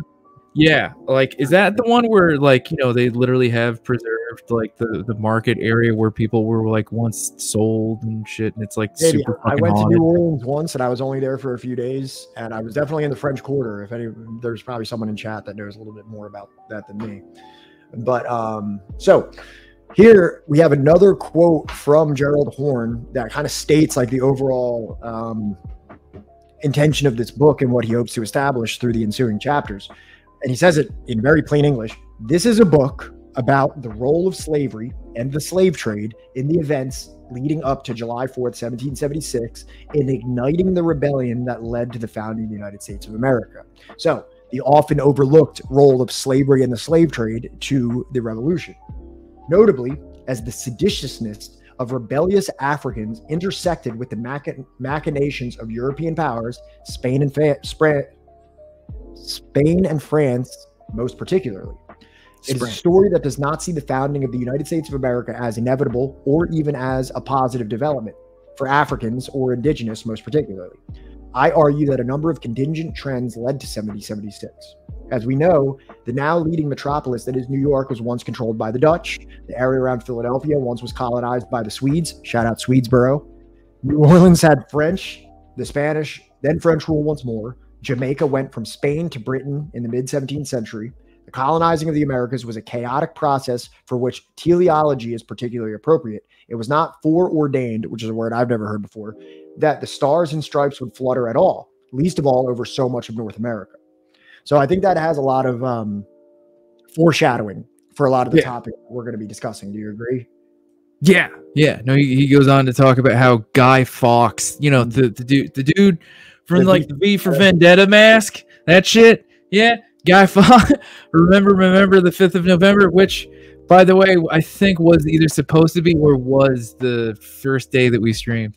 And Oliver Cromwell were surging into prominence as London's creation of colonies in the Americas was accelerating. These two men represented plotting and attempting to overturn an already unstable status quo that was hard to hide from Africans. And there was like simultaneously a Cold War going on, apparently, between the Catholics and Protestants. There was, yeah, Anonymous, that's it. That's a shit. But like, there's a lot going on here. Just in like, we haven't even gotten to the real first chapter yet. Yeah. And there's so much going on here that I'm like, I had no fucking idea about fucking any of this. Also, here's another important factor. In the same paragraph, it talks about the developing notion of whiteness, right? Because so, and this is so like interesting because it's like this notion of whiteness exists differently and it's weaponized differently for different colonial power plays. So weaponized racism. Yes. So there's this developing notion of whiteness, smoothing tensions between and among people hailing from the old continent, which was propelled by the need for European unity to confront raging Africans and indigenous. This, inter alia, served to unite settlers in North America with what otherwise might have been their French and Spanish antagonists, laying the basis for a kind of democratic advance as represented in the freedom of religion in the emergent U.S. Constitution. Surely, the uniting of Europeans from varying ethnicities under the umbrella of whiteness broadened immeasurably the anti-London project with a handsome payoff delivered to many anti-colonial participants in the form of land once was controlled by the indigenous, often stocked with enslaved Africans, not to mention the modicum of civil rights denied to those who were not defined as white. Ironically, the founders of the Republic have been hailed and lionized by left, right, and center for, in effect, creating the first apartheid state. So, for example, there's another point where he talks about this. It's kind of funny how that word apartheid is never applied to even like, you know, pre-abolition America. So this is the reason. So there's ultimately the mainland model based on racial privilege overwhelmed the London model based on ethnic privilege. London's ethnic approach, implicitly at times explicitly, sacrificed the interests of Irish and Scots and the Welsh and even the English of certain class backgrounds and made up for the shortfall by seeking to attract Africans to the banner, a policy propelled not least by the competition with Madrid. So you have England, right, where in England there is an ethnic hierarchy at play where if you're English, you are at the top of the caste system. But that's only if you're a moneyed English person, right? In Protestant. But I'm saying if you're Irish or Scottish or Welsh, you are like in a caste essentially, yes, that is almost unbreakable. But if you are to come to the New World, if you are to come to one of the colonies, none of that shit matters because you're white. Right. Over here in the colonies, this is the Wild West. There's enslaved Africans, there's indigenous. So there's this invented identity so that you're able to have a camaraderie and, you know, hey man, you might be French and I might be Spanish and you might be Welsh and I be this, but we need to we can at least displace. But we're not black. Exactly. So there's this like this manufactured artificial whiteness that did not matter in Europe, in the main colony. I mean, in the main continent. But once they have come to this new world with all these competing interests, now this identity, this artificial identity of whiteness becomes paramount in the structure of the nation. So that's just another variable that we need to understand here. Did you have something that you wanted to say? Oh, no. I mean, like, there's just like this next part. Did we get to like by 1761, another Briton was arguing? I have certain notes of like snippets of paragraphs and things that I found relevant. I mean, if there's something that you found, that hopefully I'm not repeating the same thing that you just said. But by 1761, yet another Briton was arguing that these North American colonies were, quote, far from being beneficial to Great Britain, and that it would have been much better if no such continent or no such colonies had ever existed, end quote. since, quote, from their very establishment, they have been a growing evil to Great Britain, which has thereby laid the foundation of an empire that may hereafter make her a colony. The emphasis is original and all this. Yeah. I just thought, like, yo, what else was this guy writing at this time? Like, what like, I want to know what else this dude foresaw. Like, did he foresee, like, you know, the rise of Elon Musk or like Jeffrey Bezos? Yeah, because this guy was like a Nostradamus of sorts. Right. Yeah, no, that's what I'm saying, is that like we absolutely did. And like you can look at it right now, like the United Kingdom is absolutely like ripping itself to pieces and going against its best economic interests in the name of a continuing positive relationship with the US. Mm-hmm. Hope all our UK viewers are doing okay. I hope that, like, you know, your energy bill isn't too high this month. Also hope we have a UK viewer in there somewhere. Shout out. So absolutely, yeah. So now you can even see the baby. Yes, exactly. This is actually like a perfectly paraphrased quote of what that guy was saying. What was his name? They didn't even give a name. They didn't even give him a name. Okay, yeah. But that's pretty much exactly a paraphrase of what he's saying. Like, no, they're getting too powerful and they're making money, and now these colonies, they're going to end up making us a colony, and we're not going to be an empire anymore. Which, you know, was a fair ways off. Honestly, I think like England was still a pretty big power, literally up until like World War I don't think United States really unseated them until after World War II. I think World War II was really the major power switch between England and the United States. I'm sure that you can point to some other things, but you know, England being ravaged by World War II while the United States just did nothing but reap the war profiteering of World War II, and then exerted financial control over most of Western Europe with the Marshall Plan, really set the stage of like, we are like that, you know, the United States is the head dog in the world at this point, except for that like pesky Soviet Union that helped us in this war. We'll get to that later. So to revisit the summarization of Gerald Horne's thesis here. In sum, the argument between these colonies and London was, in a sense, a chapter in a larger story whose first lines were written in 1688 during the Glorious Revolution, who we summarized a little bit prior, but we're going to revisit it and just reinforce that. When the crown was forced to take a step back as a rising merchant class stepped forward, not least in corroding the monarch's hegemony in the slave trade. We already talked about the RAC, so This is kind of specifically what I was talking about. Arguably, it was then that the groundwork was laid for the takeoff of capitalism, a trend in which slavery and the slave trade played an indispensable role. The growing influence of merchants in the aftermath of 1688 turbocharged the African slave trade, which allowed for spectacular profits growing from investments in the Americas and the forging of a wealthy class there, which chafed under London's rule. So this ability for private capital to be accumulated created a series of colonies that were becoming more and more wealthy, more and more powerful, and, as was just said so poetically, chafed under colonial control. Okay, so he goes on to talk about how it was in 1696 that the House of Commons received a petition objecting to the monopoly on this hateful trade in humans, then held by RAC, right? Rock Against Communism. Rock Against Communism, yeah. That's exactly what I kept thinking the entire time. I hope there's like one other person that watches this one time that like that even knows what RAC is. Yeah, if there are any like, you know, hardcore punk fans in chat, yo, you're welcome here. So like shout later out on, acceptable. I like this little finger, like it's like a finger puppet with a Soviet hat. I love it. I'm a fan of that. Googly eyes. Thank you.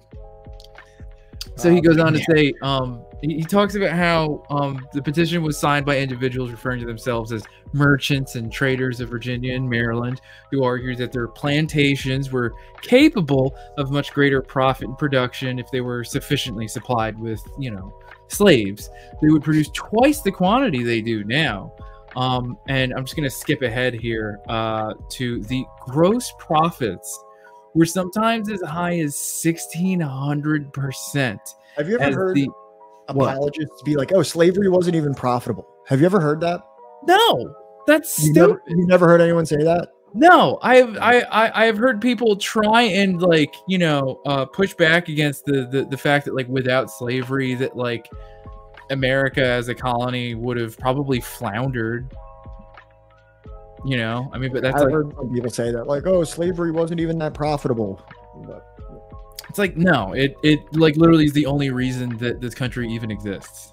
Right. It's founded on it.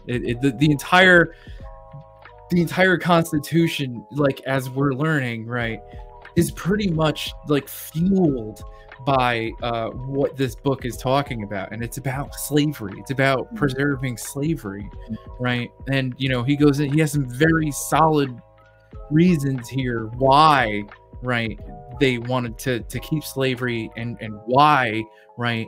I'll just keep going. Like, yeah, you know, finish up this paragraph because all this information is pretty relevant. Yeah, as the slave trade easily became the most lucrative commerce of the 17th and 18th centuries, the quote Puritan colonies, says Green, were the greatest slave trading communities in North America, from Boston, Salem, and Charlestown in Massachusetts, from Newport, Providence, and Bristol in Rhode Island, and from New London and Hartford. I have no idea where New London is. Emerged these vessels of opprobrium and profit. Chat, we're going to learn together some SAT words. Yeah. Because Gerald Horne likes to style on us. Yo, he's styling hard. Like, opprobrium, harsh criticism or censure, the public disgrace arising from someone's shameful conduct. Okay. All right. Yeah. So opprobrium, you know, I'm not gonna try and use that in a sentence, but I guess Elon Musk somewhere, he fits somewhere. Kanye West, right? His behavior is opprobriumous. No, I'm probably not using that right. All right. To be sure, for the longest period, it was the sugar colonies of the Caribbean that were the cash cow for London. In 1700, the average English person consumed. Do you know how much, Pat? 5% of their calories. 5% of their calories. So, how many pounds a year do you think that is? I don't know. Come on, man. Just guess. Hundreds of tons. 500 fucking pounds. Oh. The average English person consumed 500 pounds of sugar per year. In 1850, the figure was 35 pounds. By value, sugar had become Britain's #2 import, after cotton, right? Poor people in England spent about 5% of their wages on sugar. Sugar planters, as a result, became fabulously wealthy and influential in London itself, as William Beckford, whose fortune was centered in Jamaica, became Lord Mayor of this sprawling metropolis, only to be mocked as Negro whipping Beckford. Do you remember when reading The Divide, the part where they talked about the ghost acres and the sugar? Jason Hickel specifically mentions the situation of sugar and how it became such a cornerstone of the English diet without ever being an indigenous crop to England. And this is such an interesting caveat to that, like how this, this historical development had so much implication on so many different historical developments. Yeah, like without slavery, you don't have cotton, and you don't have England as a empire, and by extent, you don't have the American project as an empire. Right, but we're gonna get to it later about how like England is kind of shooting itself in the foot. Right. It gets because keep in the back of your head that whole that ethnic kind of caste system that England was functioning on. They put sugar on asparagus and mashed potatoes and ham here in Sweden during the 1700s. I've heard worse things. I've heard worse. Asparagus, mashed potatoes, ham. Okay, you know, like maybe if you like kind of glaze it. Do you like a sweet potato? What are you going to say about that? So now kind of moving into a little bit deeper of this progression, the enormous influx of Africans that were required to work in the Caribbean and in the new colonies laid the foundation for the concomitant. Can you look that one up for me? Concomitant? Here, I'm going to put it in the chat. The concomitant? Yeah. No, that's concomitant. Or wait, no, yeah, that's an all right. Concomitant, naturally accompanying or associated, a phenomenon that naturally accompanies or follows something. Okay. So, growth of capitalism. The advent of the system has been seen widely and schematically as a leap forward from the strictures of feudalism, and therefore a great leap forward for humanity as a whole. Nonetheless, this trade did not signal progress for Africans, as their continent was besieged by separate leaders with the demented energy of crazed bees. And it was an early example of the immense profit and productivity and devastation that accompanied free trade. By this time, in Africans, in fact, to the extent that 1776 led to the ossification of slavery and an increase in the illegal slave trade captained by U.S. nationals, particularly after 1808, when it was thought to have gone into destitute. 1776 marks a counter-revolution. The de facto repudiation of Somerset's case on the mainland was an affirmation of the necessity of slavery, and this, at least for the Africans, meant a counter-revolution. This affirmation, in turn, made the explosion in 1861 a deepening of the counter-revolution of slavery, and the continuously heightened denunciation of the import of Somerset's case virtually inevitable. Such was the onrushing momentum, the electrifying intensity of this powerful counter-revolution that arguably continues today, albeit in a different form. It's so crazy that, like, he was literally talking about how, like, up until the end of the 17th century, the British had feared for the survival of their infant American colonies. Yeah. Right. And by 1698, the RAC was obliged to yield and rescue the colonial enterprise when so-called separate traders and private traders filled the breach with slave trade profits and filled their pockets with filthy lucre, many of them enabled to climb the class ladder to the esteemed merchant status, right? Because that's like another thing. Remember how we were talking about that, like, ethnic kind of like division within England between like the English, the Scot, the Irish, and the Welsh, and then there's like the religious, right, differences between all of them, because, like, you know, if you're like, you know, like, I guess like a Scot, you're above an Irishman, but only if you're like a Protestant Scot. But if you're a Protestant Irish, you're probably better off than a Catholic Irish. It's so fucking confusing. Give me 1 second here. I'll give you 30 seconds. Go ahead. Yeah, no, go for it. So in 1698, slavers transported close to 5,500 enslaved Africans to the North American mainland. And in the 15 years after, the figure increased dramatically to more than 15,000, right? And to kind of comment on like what Pat was talking about after 1861 and the deepening of like the counter-revolution of slavery, right? Reports of various plots and conspiracies by the enslaved were rising sharply in the years preceding 1776.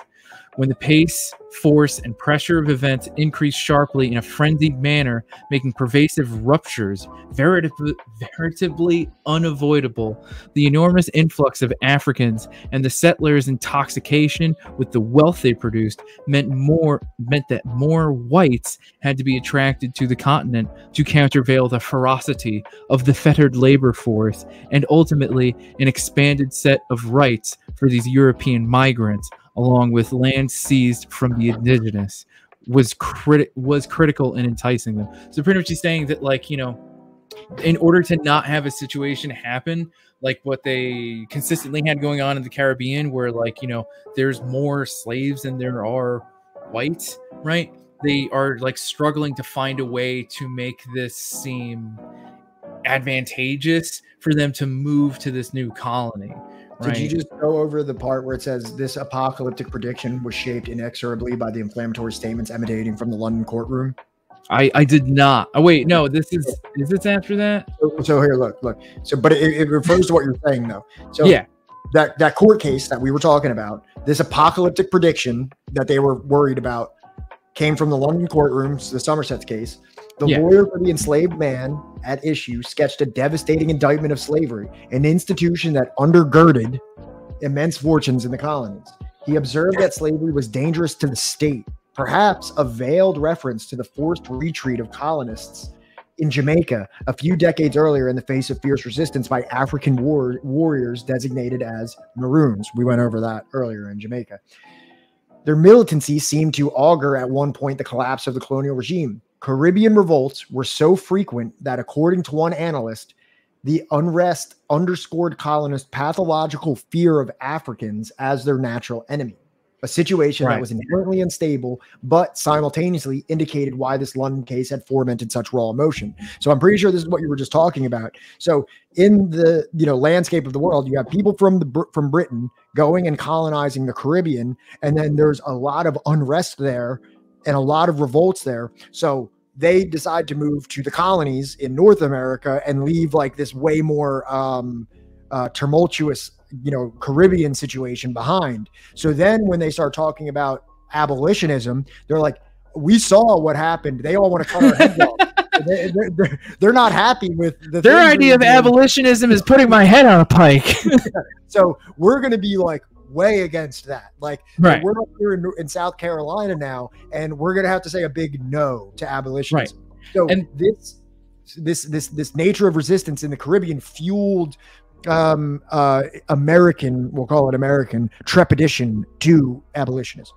But what fueled them to go from England to the Caribbean in the first place, right, was to try and become part of that moneyed merchant class. So Dolphin Enjoyer, actually, I know that it was probably just meant to be a funny comment, that's actually like way more on point of like the historical social foundation of like a lot of these, like, what's the word, just like completely unhinged conspiracy fear that, like, the white race is going extinct and we're being replaced and all this other shit. It literally stems all from this, because and I keep using that word artificial because it's imposed.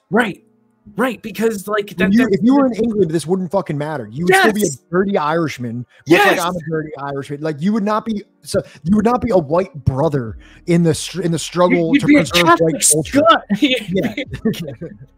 You'd be a fucking Welshman. No one would give a shit what you do. Exactly. But like, in America, it became, no, you're white. But like, I think that we'll probably get to this like later on in the book, right? It's not just enough to be white, right? You have to have money. Yeah. Right. But like, in order to quell that fear of abolition and in order to create that or invent that reality, to manufacture that consent around this like horrible fucking practice, of chattel slavery, you need to instill like this fear, this psyche that, like, it's us against them, because I don't know, dehumanize the other, and thus concrete your own position in this manufactured hierarchy that exists. And this is some of the things that also happened. This is also the dynamic that played out in some of the American unions after, in the post-slavery era. I guess it would be the Reconstruction era, maybe a little later than that, where you saw like unions race mongering because they were like, if you ever read Settlers, if we ever read Settlers, if you've read Settlers, they go over the situation where the majority white unions would, fearmonger against the coming free blacks that are going to take all the jobs. Instead of having like worker solidarity, they sowed seeds of racial distrust. Sorry, I just gotta grab this type of you gotta grab what? I just gotta grab food real quick. Damn, you ordered food? I'm so jealous, dude. I didn't order food. I'll just give me a minute. All right. Continue I'm going to go now. on. Okay. So this type of sentiment of the colonists, the colonies in North America continued. And more examples of that. In Boston in 1768, John Hancock, you may know him from signatory fame, and other eminent petitioners accused the Redcoats, the British, of encouraging slaves to cut their masters' throats and to beat, insult, and otherwise ill-treat said masters. It was felt that with the arrival of more Redcoats, the Africans surmised they would soon be freed and the Liberty Boys slaves. So even from one of the most prolific founding fathers of the American colonies, you can see him putting forth this notion that England was directly motivating a slave revolt that would end in the bloodshed of those in the colony. Did you read that part? Which part? John Hancock, where he said that the British were encouraging slaves to cut their masters' throats and to beat, insult, and otherwise ill-treat said masters. And with the arrival of more British, the Africans surmised that they would soon be freed and the Liberty Boys slaved. I guess by Liberty Boys, they mean, the founding fathers and their those jerk offs. Yeah. I can't believe it really blows my mind that John Hancock referred to themselves as the Liberty Boys. It almost sounds like a meme that you would see, like, oh, Liberty Boys. I don't know. It sounds like a Boogaloo Boy thing. I don't know. But. It basically is when you think about it.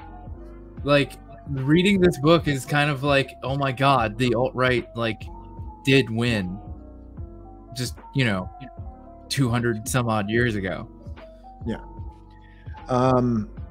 So now we get to this point where we have these extreme divides going on between the colonial powers that exist on the North American continent, and how some of them hope to enlist or conscript or forge some kind of shaky nominal alliance with Africans or indigenous people to gain the upper hand in the struggle for the political dominance of the continent.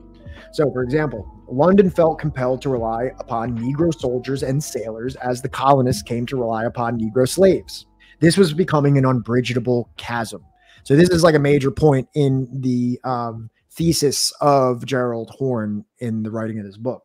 The Crown, the sovereign in both London and the colonies, had created a highly combustible political volcano. This instability was also propelled by another contradiction that the Crown helped to create. The model in the mother country was based upon a certain privilege for the English as against the Irish and the Scots. Okay, we already went over this. They had this ethnic situation, and this was at odds with the racial harmony of whiteness, artificial whiteness in the colonies. But a real big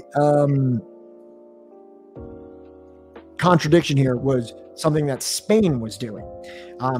I'm learning now about what Spain was doing in Florida. I have something for this here. Have you ever heard of Fort Mose? One second. I always thought that Spain was the kind of the people that invented racism, or was it the Portuguese or something? I always thought it was actually Spain was the first ones to do that, at least from what I understand. Spain, initial slavery by Spain had to do with religion. And religion was this extremely temporary way of enslaving people, because when you went to the new land, when Columbus went to Hispaniola, when the rest of the Spanish crown went into the South American and Central American mainland, it was easy to be like, these people are godless and we have to enslave them. But then, the doctrine of discovery. And this also happened in some with some Native American tribes in the United States as well. They started assimilating. They agreed to assimilation. So it threw out the window this idea of religious-based enslavement, because if it was as easy as being like, well, I'm a Catholic now, and now you can't enslave me, something new had to be worked out to justify enslaving someone. There had to be an out-group to justify slavery. And that's where the monikers of white and black came from, was religious slavery has become outdated and outmoded and inefficient because so many of these people are just being willing to just take Christ and be baptized, that now we need something immutable. Now we need something that you can't baptize your way out of. Exactly. So now we have in Florida, Spanish people, or Spanish people. We have a Spanish colony in Florida. Spanish in vying for the geopolitical strategic effect in the North American continent. Spain becomes far more willing to accept free Africans to settle there. So if you look at this is Fort Mose, which is in, I believe, northern Florida. It's a former Spanish fort in St. Augustine. In 1738, the governor of Spanish had the fort established as a free black settlement, the first to be legally sanctioned in what would become the territory of the United States. So the first free black territory in what would be the United States was established by Spain. It was designated a U.S. national landmark. We don't need to go into all this stuff specifically, but down here, so construction. And any fugitive slaves discovered by the Spanish were directed to head there. If they accepted Catholicism and were baptized by Christian names, and those capable served in the colonial militia, the Spanish treated them as free. The military leader at the fort, who had since 1726 had been appointed captain of the Free Black Militia in St. Augustine, was a Mandinga born in the Gambia region of Africa and baptized as Francisco Menendez. He had been captured by slave traders and shipped across the Atlantic to the colony of Carolina, from where he, like many other black enslaved persons, escaped and sought refuge in Spanish Florida. His status as a leader was solidified with the Spanish colonial authorities when he helped defend the city from a British attack led by John Palmer in 1728 and distinguished himself by his bravery. He was the de facto leader of the Maroon community at Mose. Fort Mose was the first free black settlement legally sanctioned in what would become the United States and had a population of about 100. The village had a wall around it with dwellings inside, as well as a church and an earthen fort. Hundreds of thousands of enslaved Africans were imported in the 18th century to the Carolinas, where their labor was essential to the plantation economy. Word of the settlements of free blacks at Mose reached the British southern colonies of South Carolina and Georgia and attracted escaping slaves. Fellow blacks and their Indian allies helped runaways flee southward to Florida. The Spanish colony needed skilled laborers, and the freedmen strengthened St. Augustine's military forces. In 1738, the Spanish governor established the runaways in their own fortified town, officially known as Gracia Real de Santa Teresa de Mose, but usually referred to simply as Mose in governmental documents of the period. This administrative action followed with example of colonial governments in the Caribbean, enabling the Spanish to hold and populate territory threatened by the Carolinians. The existence of Fort Mose is believed to have helped inspire the Stono Rebellion in September 1739. So we can go into that deeper, but yeah, because there's a big part of the book that's dedicated exactly. to Stono. This was Spain essentially being like, well, we're competing with the colonies that are trying to break away from Britain. We're competing with Britain. Fuck them. We'll take slaves down here. They can be free down here if they fight for us, and we need laborers and we need all that. What is that tweet? Adrian can suck a dick, and all the slaves can come here. What's that thing about, like, where the worst person you know has, like, makes the greatest take or whatever? Right. I don't know. Yeah. But so Spain, you know, and this isn't to like say that like Spain was like totally egalitarian and a beacon for like all things human rights related or anything like that. This was a strategically beneficial dynamic that Spain elected to engage in because it served their geopolitical purpose in the North American continent. But regardless, this has profound implications. Profound implications for the political development of the New World. Specifically, the threat from Spanish Florida led directly to the creation of London's colony in Georgia. I don't know if you, according to this, I didn't vet this or verify this at all, but apparently the only reason Georgia exists was to like create a white buffer zone above Florida so that less slaves could escape there. I would believe it. I mean, like, you know, let's see. Why was Georgia invented? Invented. I like that. I invented the concept of Georgia. That's literally what I'm Googling is why was Georgia invented? So A motive force for the founding in 1773 was to forge a white buffer where African slavery was to be barred between South Carolina, which labored anxiously with a Negro majority, and the Spanish Florida, from whence armed Africans continually probed. Yep. Although initially conceived of by James Oglethorpe, mentioned in this, as a refuge for London's indebted prisoners, Georgia was ultimately established in 1732 to protect South Carolina and other southern colonies from Spanish invasion through Florida. Yeah, so this is... Well, and not only Spanish invasion, but like, you know, maybe that other thing where... conspiracy brains, like, the Africans are coming, they're going to kill us. Yeah. So this is crazy interesting. You know what I mean? Like I said, I had very little knowledge on the developments of like the colonial areas prior to the United States, the formation of the United States. So I knew that I lived in Florida. I knew that in St. Augustine was one of the oldest cities I think it's the oldest city in all of the United States. I knew it was a Spanish colony. Also, when I lived in Florida, I went to so there was the Seminole Indians. Yeah. There's Seminole tribes or communities. Is it faux pas to refer to them as tribes? Is that like infantilizing to like say tribes? It's called nation. It's called nation. And I feel like this happens with Africa too. Like anything like other than colonialism, you call it a tribe. And is that almost like does that imply a level of uncivilized, like when you say tribe, like I don't know if that's like a accepted term or if that like kind of has like a like racist or like a white man's burdeny tone to it. What do you think? Kind of does, doesn't it? It seems like it, right? Like, and there's like nothing wrong with calling them a nation. Are they not? Do they not? Exactly. Like, you don't want their land back? You don't say that to any European, like pre Age of Enlightenment. You don't say like, oh, I guess I've heard Germanic tribes. I don't fucking know. Do they not have Germany anymore? Yeah, Germany's still there, I think. Last time I checked. Last I checked. That was just something because I noticed that I routinely, when I'm talking about Africa or I'm talking about anything indigenous, I refer to it as a tribe. And I'm like, is that like a weird like colonial mindset? And do I have the mind of a colonizer? Yeah.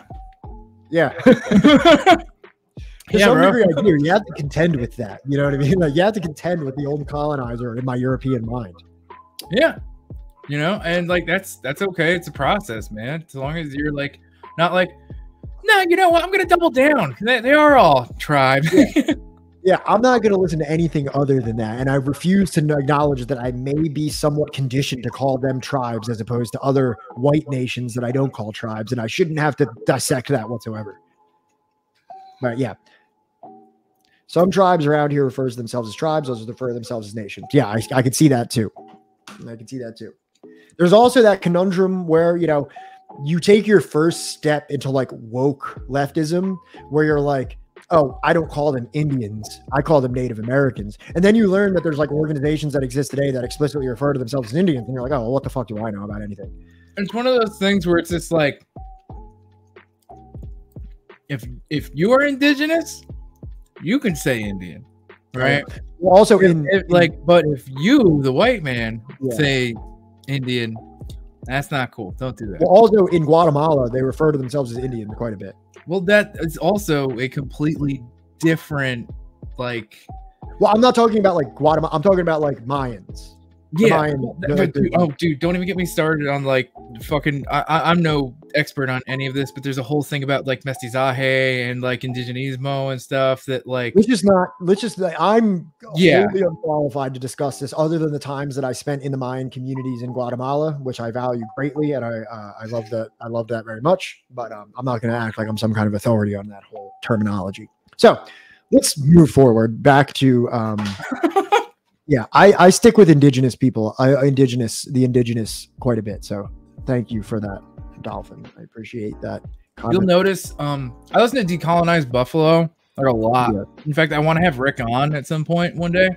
But I use like First Nations a lot.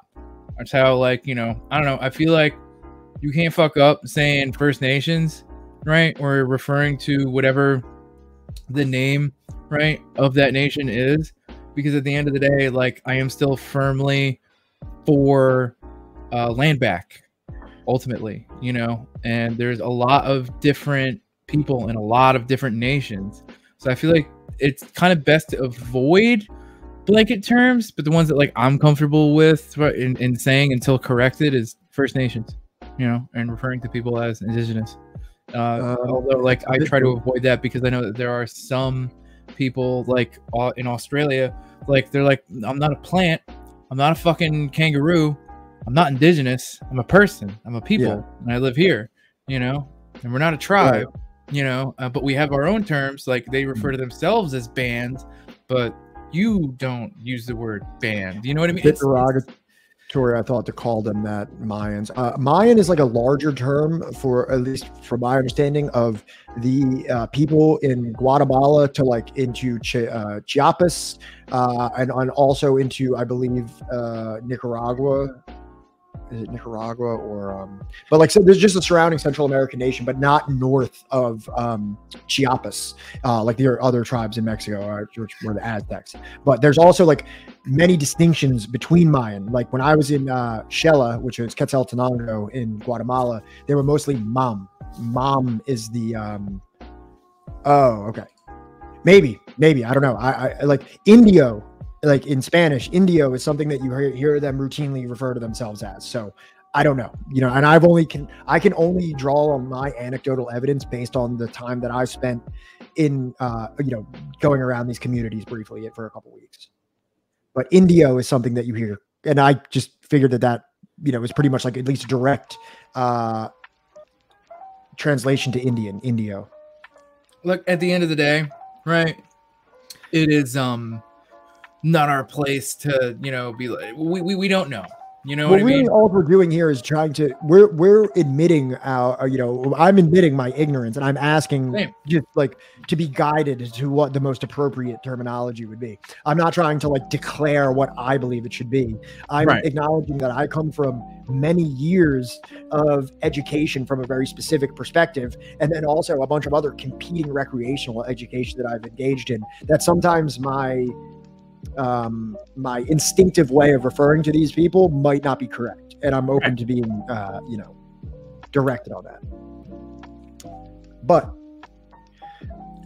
so to go back to the situation that is playing out in Florida with the back to Florida, the indigenous communities there and the African communities there. So in South Carolina, you had a majority African population because of all the slaves that were brought in, and then Spanish Florida was arming Africans to fight in their armed services and just welcoming freed slaves. Establishing Georgia evidently did not hamper Madrid's plans, particularly when a few years after its founding, South Carolina endured the Stono Revolt, which was the bloodiest in the history of colonial North America, in which it appears Spain played a starring role. I actually, do you have something pulled over on the Stono Revolt? I'm kind of curious about that. I did have a link or two about that. That was pretty wild. Should I bring up the wiki, or do you have something else? I have. It's a 12-minute video. I don't know how you feel about that. I think do you want to watch it? It's a crash course video, so yeah. All right, fine.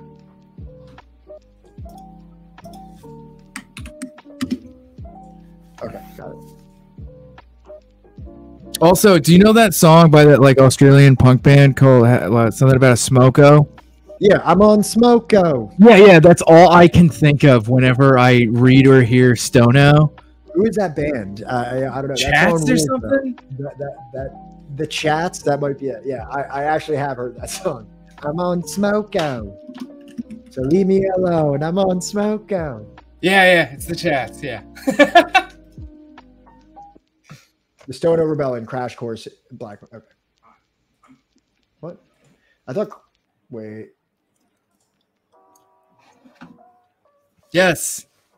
Thank you, Sam. Okay. Chatter, Sam. Because, like, look, man, just because, like, you know, you have like one friend that's just like, yeah, it's okay for you to call me that word, like, doesn't mean that, like, oh, that's like blanket permission. All these people, like, you know, of this community, like, and are okay with it and cool with it. So it's whatever. You know what I mean? If you like hardcore punk, check out the chats. It's not hardcore. It's like power pop. It's like I don't pop. care. Pop punk. It's not pop punk, but it's like rock and rolly punk. Like it's good, is what it is. It's a good song. It'll be in your head for sure. It's kind of like a joke too. It's like being on smoke break. I guess in Australia they call being on your smoke break going on smoko. Bro, Australia has like all kinds of weird shit. Don't they refer to like helicopters or boats as like a skippy? You know, because it goes skip, skip, skip, skip, skip. I don't know. But here's a video on the Stoner Rebellion. This crash course Black American history. As we mentioned before, enslaved people resisted their condition in a range of different ways. Oftentimes, those ways were small and personal, slowing down the pace of work, pretending to be sick, purposefully misplacing your tools. Is that quiet quitting? Down the efficiency of the system and give back to the enslaved some small sense of agency.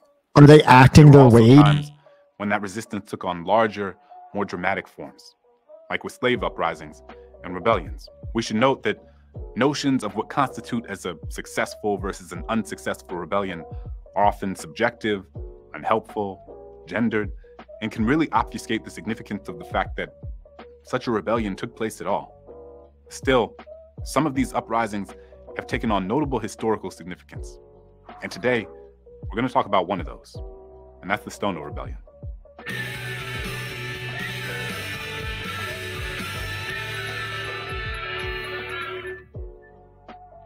Are you really learning if you're not watching Crash Course? Black people outnumbered the white people who enslaved them were not at all uncommon to slavery in the Americas. This was especially true in South Carolina, where the colony was built on the demands of cash crop production. Raising cash crops like tobacco and rice gave rise to plantations that were designed to grow as much of that valuable crop as possible. And what those plantations needed, more than anything, was labor. The heavy reliance on slavery in the Southern colonial economy resulted in a vast expansion of the practice. In South Carolina, the high demand for enslaved labor led to a Black majority in the colony. And by the year 1740, slavery in the colonies was no longer characterized only by African captives, but had grown to include Black people who were born on American soil.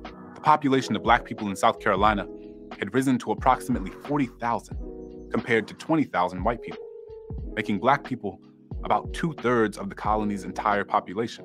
Moreover, ships were still bringing large numbers of African captives into South Carolina, adding to the growing enslaved population there.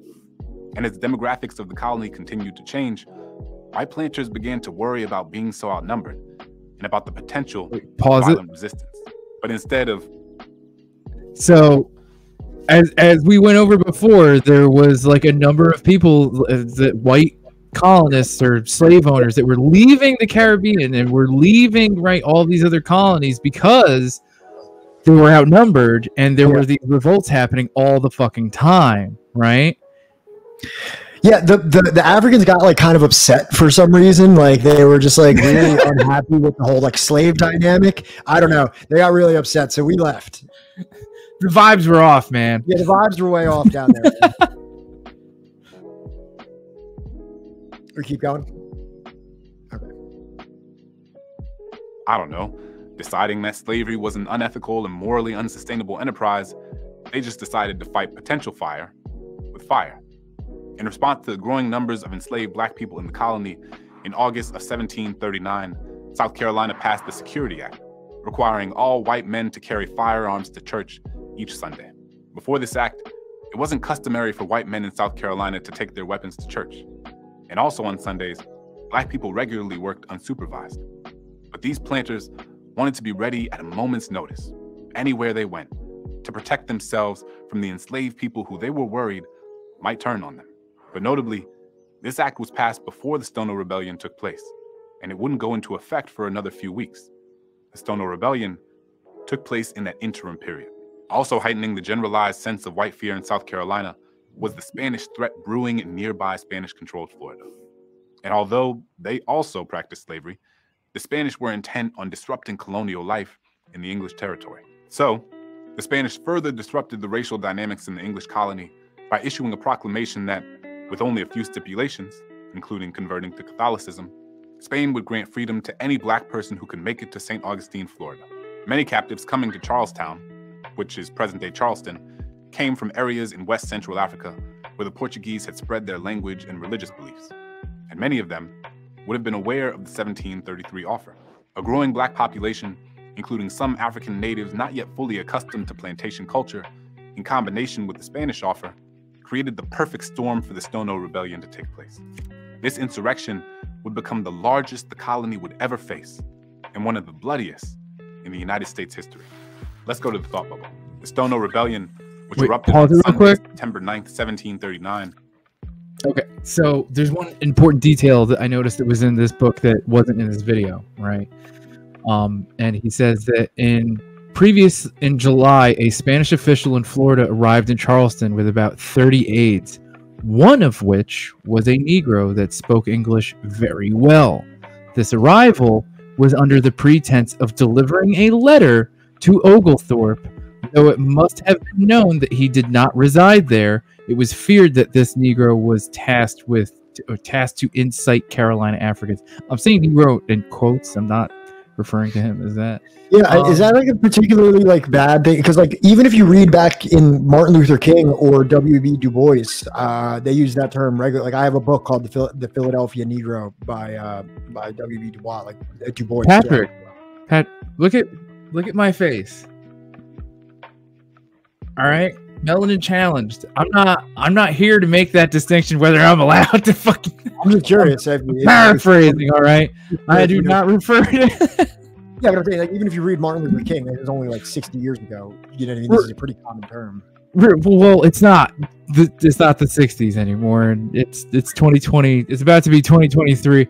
I'm not referring to black people as Negro. All right, that's just I'm paraphrasing. No, but I mean, like, right? when you read if you're reading Paul Robeson, if you're reading Martin Luther King, if you're reading Du Bois, if you're reading, just wait till we start reading Fanon. Go ahead, read. It's gonna make quoting or it's gonna make yeah. Well, I'm gonna keep on reading. God damn it! Oh man, I like lost my place now. Shit. Where the hell is it? All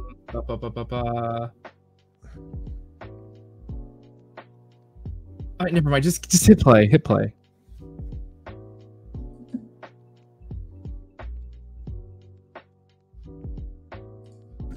Was led by an enslaved man named Jemmy. Jemmy and those who fought alongside him chose Sunday to revolt because they believed that it presented the best conditions to actually pull this thing off, given that all of the planters and their families were at church, and the enslaved were working largely unsupervised.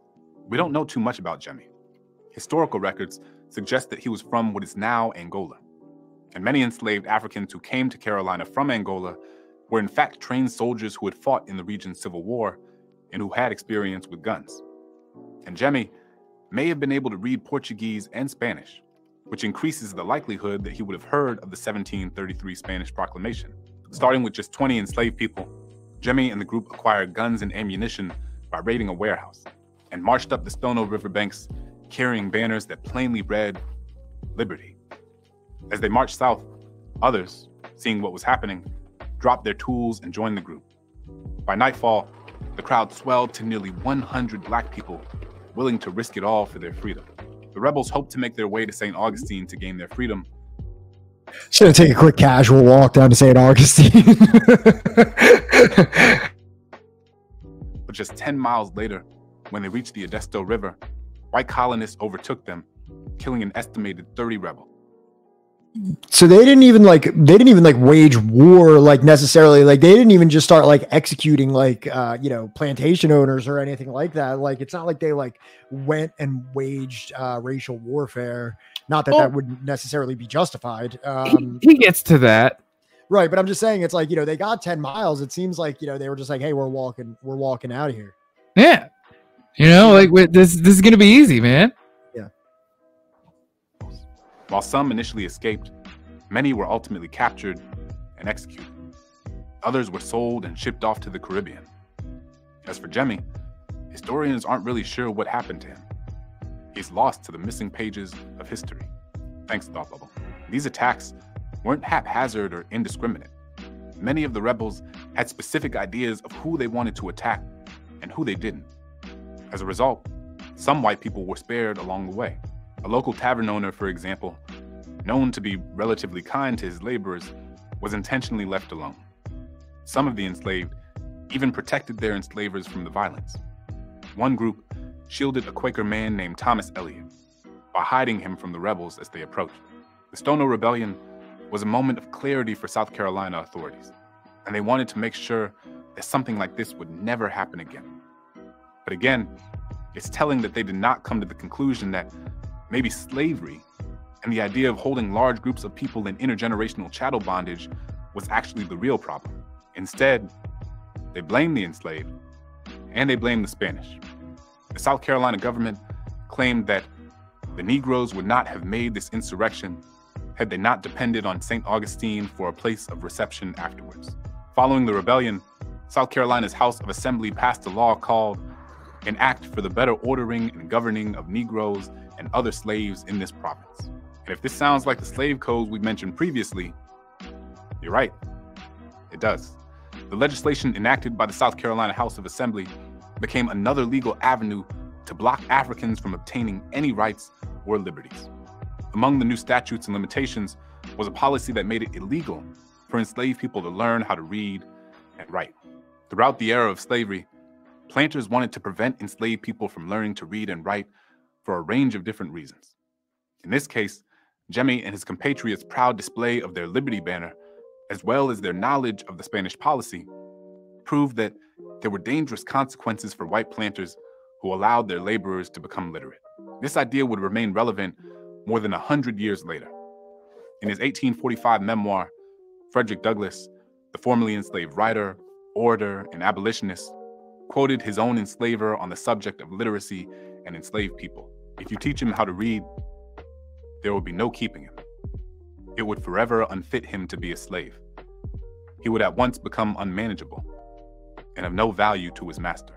This was an existential fear for the planters, who feared that literacy would allow enslaved people to recognize words, written clues, and directions that could help them develop plans to escape. They even worried that the enslaved might forge freedom papers, which were official documents that free Black people needed to prove their free status, as they could be stopped and questioned by suspecting whites at any time. White enslavers also enforced illiteracy to ensure that enslaved people couldn't form their own interpretations of biblical texts, because many whites used the idea of evangelism and bringing Christianity to enslaved people as justification for their enslavement. Many laborers were required to attend church services and listen to sermons that interpreted scripture to mean that God intended for Africans to be enslaved to Europeans, and that obedience to one's enslaver was necessary for them to get into heaven. So the thinking was, if enslaved people learn how to read and write, they might come to understand that these preachings that they had heard from their enslavers were actually being manipulated to serve their own ideological ends. And to put the cherry on top, schools were established in South Carolina to indoctrinate enslaved people with this ideologically infused interpretation of Christianity. These schools taught Black people to believe that the institution of slavery was ordained by God and should not be challenged. This message was disseminated in hopes of discouraging any further violent rebellion. Authorities in South Carolina also created new policies that they hoped might shift the demographics of the state. According to historian Peter Wood, after the Stono Rebellion, slave importations were cut by nearly 90% during the 1740s, and policies were put in place to encourage immigration from Europe, with the goal of increasing the white population in the colony. There were also some half-hearted attempts to improve, if you can even call it that, the treatment of enslaved people. Planters could be penalized for especially cruel punishment and for imposing excessive work. Legislators hoped that the improved conditions might reduce the chances of another rebellion. But the phrases cruel punishment and excessive work should be understood in context. Treating enslaved people with less cruelty, but continuing to keep them enslaved, isn't really an act of benevolence. Therefore, we should be careful to note that these stipulations did not make slavery more humane in South Carolina. slavery is still slavery. The record of the Stono Rebellion highlights the courage and bravery of enslaved Black people who were willing to go to extreme lengths to gain their freedom. And I guess when you put it that way, it's not so different from the stories we've long been told of Americans who were willing to sacrifice their lives for the prospect of liberty. Those who led and participated.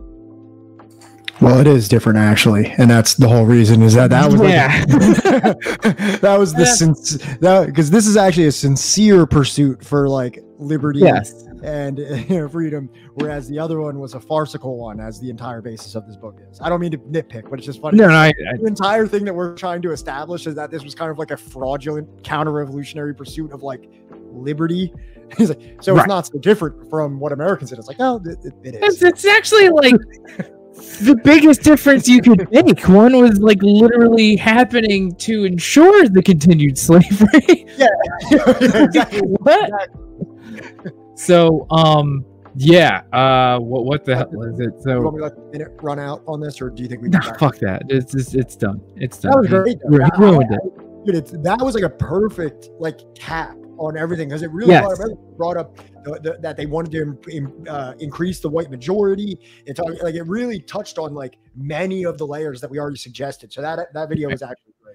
So ultimately, the Stono Rebellion could not have happened, right, had Hispaniola, right, or like Eastern Florida, whatever the fuck you want to call it at that time, had that promise not been made for those people, right? That's like a big thing. And, you know, Gerald Horne writes, ultimately the clash between London and Madrid at the South Carolina, Georgia, Florida border in the 1740s proved decisive for the future of what was to become the U.S., on the same level as the better-known conclusion of the 7 Years' War in 763. Yet this former struggle, even more than what befell Quebec, had the enslavement of Africans at its throbbing heart. Moreover, after the 1740s, Georgia's role as the white equivalent of the Berlin Wall rapidly crumbled, bringing more Africans to the mainland and thus increasing anxieties of mainland settlers. And I think that the part where he started mentioning stuff about literacy, it triggered a thing in my brain where it's just like, what is like the big things that every anti-colonial, every commie movement does? A campaign for literacy. A campaign for literacy. So for like, you know, people that always want to say that like, oh, well, communists are just trying to, you know, oppress people and stuff like that. It's kind of funny that like, all right, why not just keep these people as like illiterate workers? That's what they say about Fidel Castro. They say, oh, Fidel Castro was a tyrant and he just wanted power. And it's like, Fidel Castro was born into a relatively affluent sugar plantation family. Right. He had it. You could have just ascended it to, you know, you could have been Batista. Batista was a lawyer. It's like, well, why sacrifice so much of your position in society to achieve an end that was already realized? Right. Like, you know, and for, you know, everything that they could possibly say about, like, you know, Castro, for just as an example, right? He was a lawyer. He was born into, you know, a great deal of wealth, as his father was a plantation owner. If he was also, he could have just been a lawyer for anything, but he made a point to be a lawyer for a lot of illiterate, you know, Afro-Cuban campesinos. So like, right, like why even do that? Why have this campaign for literacy and all of this other stuff? Like why? You know what I mean? That I was propaganda to think Castro's death was a good thing. Yeah, we all were. Yeah. It's not something to be ashamed of, to grow up in the influence of. It's all right, Dad. Yeah, no, you can read it, Dad. Dude, stop. Shit makes me fucking cry. Yeah. It's like, you know, it's a lot. I you know, I love my dad. Yeah, there's a lot of dad love on this production. But yeah, one of the best little snippets of Perenni quote where he talks about you know, people being able to read in Cuba as a result of the literacy campaigns that were carried out by the revolutionary government. Something that's frequently swept under the rug by detractors of said movement. And I think also when you come from a country like the United States where illiteracy is very low, and I think the ability to read and literacy is taken for granted. And I don't think like living under the bondage of illiteracy is something that many people understand, and how dramatic it is to overcome that as a nation significantly. Right. To have like an almost like you know, revolutionary development of literacy.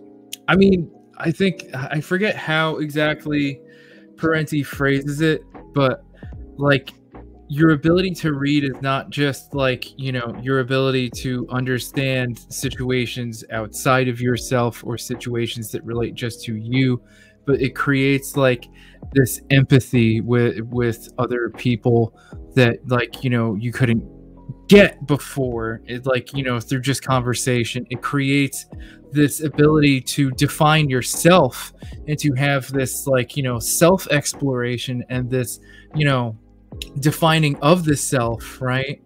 It creates like so much more. Do you know what I mean? Yeah. Like it opens up like this whole other world of self-exploration and self-development, like through the ability to read. Absolutely. So George's role as the equivalent of the Berlin Wall, I thought was very, like, you know, just snappy. You know what I mean? Yeah. Like it's kind of crazy. He makes allusions to like the Sino-Soviet split, to the Berlin Wall, to a lot of very he even talks about how you may think that like Spain or England or any particular colonial power offering some kind of an alliance with the Africans. He's like, this isn't some kind of like this is a lot like when the United States decided to ally with the Soviet Union during World War II. That for those few years, it was strategically beneficial for them to do so, but that they did not accept a wholesale acceptance of the Soviet agenda. It was just a opportunistically convenient strategy. Right. Like Spain allowing black people to be free in Florida. Don't get it twisted, you know, it's only because they're in Florida. Yeah, exactly. So let me see what we're moving on to here. We got to get to the part about London's negotiations with the Jamaican Maroons and why they were abolishing slavery beyond just like the legal like court cases and stuff. Okay. Because I don't think we got that part through enough about the fact that they needed soldiers and sailors. Yeah. I think we talked about that a little bit. Did we? Just like briefly, I read over it. That's like the most important reason why. Well, go ahead. Do you have the quote? Set by 1757, after a battle with Bengal's Muslim viceroy, the East India Company found itself in possession of a territory 3 times larger than England. Less than a decade later, the company had successfully undermined the ruler of Awadh in the largest of the Mughal Empire's provinces. And then the all-important siege of Havana in 1762. There was conscription in North America for this campaign, which admittedly was designed in no small part to ease Spanish pressure on the Carolinas and Georgia, though the settlers thought their time could have been better spent subduing the indigenous and land they controlled. And it was the... I'm sorry, what? The next part that I have, and let me know if this is related. It says, in the run-up to November 1775, when rebellious Africans sought to eliminate settlements, leading some colonists to feel that the world could be upended and they could assume a status below that of vassals.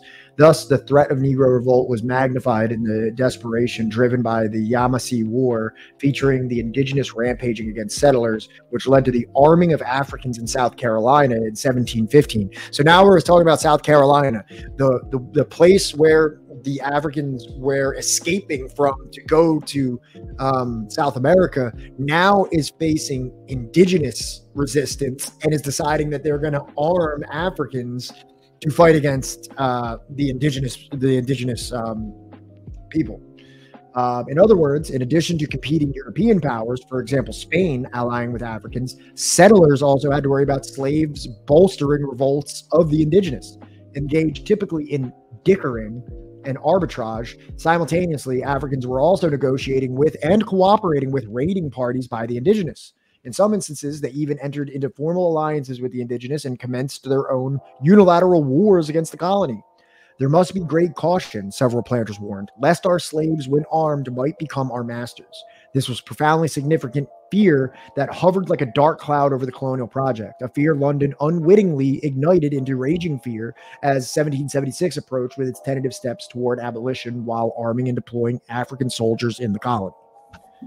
Trying to find that part where that dude is talking about how, like, you know, you can't trust any of the Scot, the Irish, you know, or even some of the English to, you know, take orders and, like, you know, to actually, like, not want to over. Where he was like, I prefer African soldiers because they're brave. And then Gerald Horne interjects that this is actually a misconception. Well, it's not necessarily a misconception, but it's lacking some context, because an African slave, the alternative to being a soldier, an African soldier, the alternative to being a soldier is a slave. So you have a man, or you have a man that's fighting with the only alternative being chattel slavery. Whereas you might have some, you know, Englishmen who, oh, if I'm not a soldier, I'll just go work at my father's, pelt factory or something like that. You know what I mean? Like, I'm fine. So the difference in the commitment to that specific role has to do with material conditions of those specific racial demographics. So, you know, they found them incredibly loyal, right? Unlike the rest of, you know, the people involved in their English caste system, right? Yes. And you had them being the primary, like, troops that were used to quell any kind of wrinkles. You know, any kind of, like, you know, undue protest from these white, you know, colonists, right? And that, like, fed even more into the fear that, like, they're already, like, you know, outnumbered. Now we're giving them guns. They were giving them guns. They're getting trained and, like, you know, military stuff. And they know how to use guns, and then next thing you know, they're pretty much human beings, and I can't deal with that. Yeah, they're going to be, like, owning the house next to me. They're going to be. My entire world is cemented upon me being some kind of a superior, divinely ordained being who has dominion over these savages. Now they have guns and they're reading. What am I supposed to do? Yeah, like my whole worldview, my whole place in the world is the fact that I have the superior socioeconomic status over these people, and now that's all about to go away. Yeah. So, and they might shoot me in the fucking head. Yeah, you're gonna put me on a fucking pike. So, just to kind of further cement that point, London had created an inherently unstable colonial project based on mass enslavement of Africans who could then be appealed to by Spanish neighbors to wreak havoc, and an inability to hedge against the fiasco that such a policy promised by building a buffer class of free Negroes and mulattoes. This conspicuous weakness drew London into a seemingly endless cycle of conflicts with Spain and its frequent ally France, culminating in the so-called 7 Years' War. This proved to be a catastrophic victory for London, as in eroding these external threats to the colonies, it allowed the settlers to concentrate more of their ire on London itself, leading to the 1776 unilateral Declaration of Independence. That is to say, before 1763, mainland settlers were huddling in fear of Negro insurrection combined with foreign invasion, particularly from Spanish Florida or possibly French Canada. Afterward, it appeared to a number of colonists, particularly as abolitionist sentiment grew in London, that Negro insurrection would be coupled with a throttling of the colonies by redcoats, many of them bearing an ebony hue. Minimally, a mainland settler deal with Madrid in particular could forestall the eventuality of another Stono. No small matter, as reports of slave conspiracies rose in the years immediately preceding 1776. The threats to London's interest were multiplying as some mainland settlers were busily conspiring with the crown's enemies. So now, you see that this is kind of like the seeds of discontent that were sowed all throughout the colony, while the English were busy, in the 7-Year War. You had the colonists that were now vehemently opposed to any idea of abolitionism, especially because it threatened not only their way of living, but maybe their lives in general, because they have committed such grievous human rights abuses against the people that they subjugated, that a violent revolt was, I want to say very likely, but almost inevitable, as we can see throughout the trend of the Caribbean. So this is what instilled them to be like, we need independence because we cannot let this abolitionist sentiment further poison the minds of our slave populations. We need to break away so that we can keep them illiterate, in bondage, and in servitude. Did you get to the part where he quotes Governor William Gooch? No, I might not have that pulled up. I'm only quoting him because I think his name is funny. Yeah, go ahead. So, besieged by Africans, the indigenous, and European powers alike, mainland settlers found their options narrowing. Creating a buffer class of free Africans was a potential alternative to what appeared to be impending disaster. Indelicately, Governor William Gooch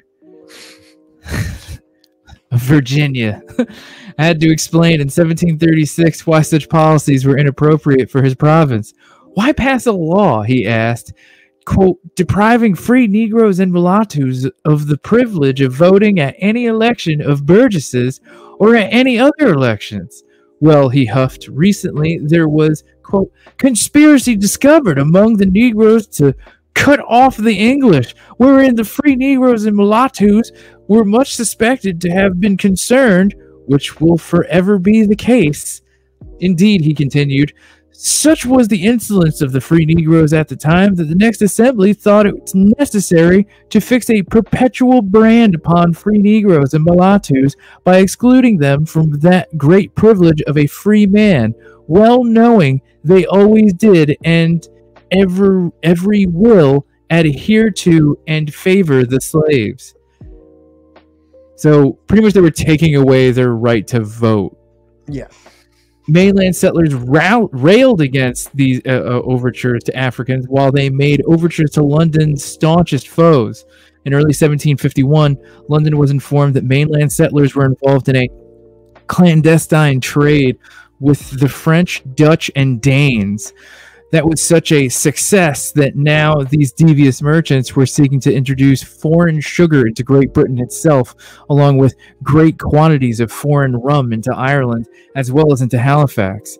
In turn, the mainlanders were bringing North America all kinds of French and Dutch merchandise, directly interfering with those of Great Britain.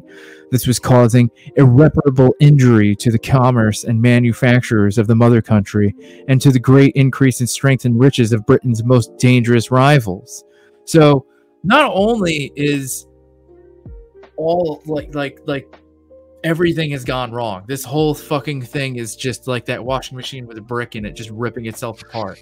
Because like England needs the colonists to kind of remain subservient to them, because they need to be like a captive, what's the word I'm looking for? Like market? Consumer. Yeah, like a market, like a captive market that will only consume their goods at prices that they set in order to keep their economy afloat. And thus they can extract resources, the dual thing. We're going to take the resources, you're going to buy the consumer goods. Right. You produce the raw materials, we make the products, and you buy back the products from the raw materials that we took from you, at a price that we dictate. So, it's like the divide all over again. It's a divide. You know what I mean? It's cool being able to just study that so deeply, and then now come to this and be like, oh, I remember this in the divide. It's cool to have these things like overlap in such a way that we're looking at them both so in depth. So the next paragraph that I have here that I thought was good is that I think this is a little bit, we're coming towards the end of this first chapter, and this is a little bit of like a summary of it. It's not the end, there's so, but like I felt like this was a very succinct, correct. This is a very succinct summarization. London did not seem to fully realize that when the rack monopoly eroded, set in motion, when by rack I mean the royal not the Rock Against Communism. Royal African Company, not. Oh, also, I thought his name Gooch was funny because Gooch is also a slang term for the area, the space between the front genitalia and the butthole.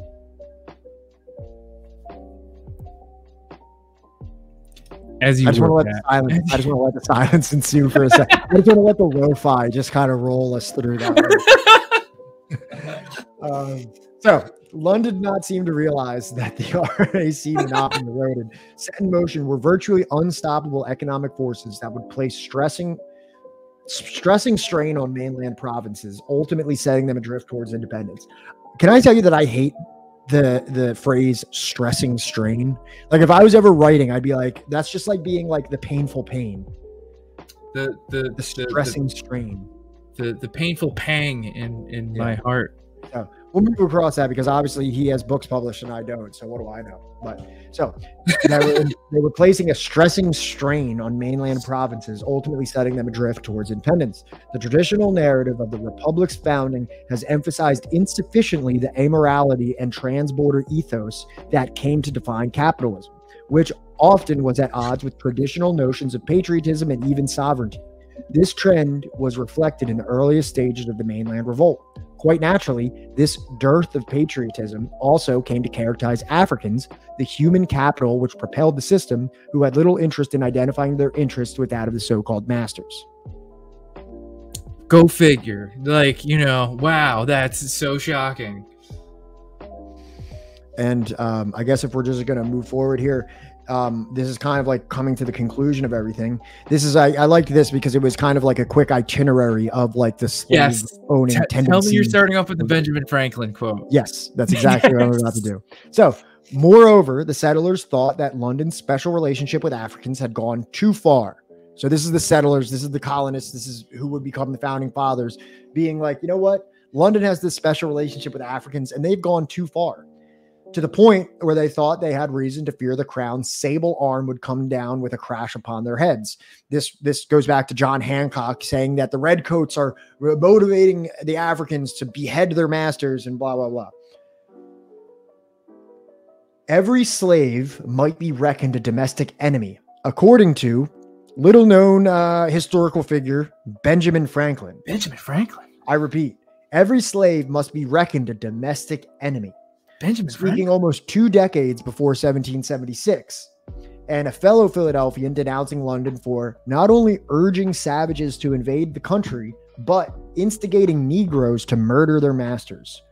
The embodiment of colonial secession, George Washington, may have spent more time overseeing his enslaved Africans than he did supervising soldiers or government officials, suggesting the importance of this troublesome property. By 1764, he owed one of London creditors a still hefty 1,800 pounds sterling, and certainly had an incentive to both preserve his slave property and escape from the crown, which seemed to be calling into question. John Adams, who earned handsome fees as legal counsel for slaveholders in cases against the enslaved, had little reason to disagree. Ditto for John Hancock, whose large signature on the nascent republic's founding document was somehow appropriate since he was one of Boston's largest slave owners. James Madison speculated in 1774, if America and Britain should come to an hostile rupture, I am afraid an insurrection among Negroes may and will be promoted.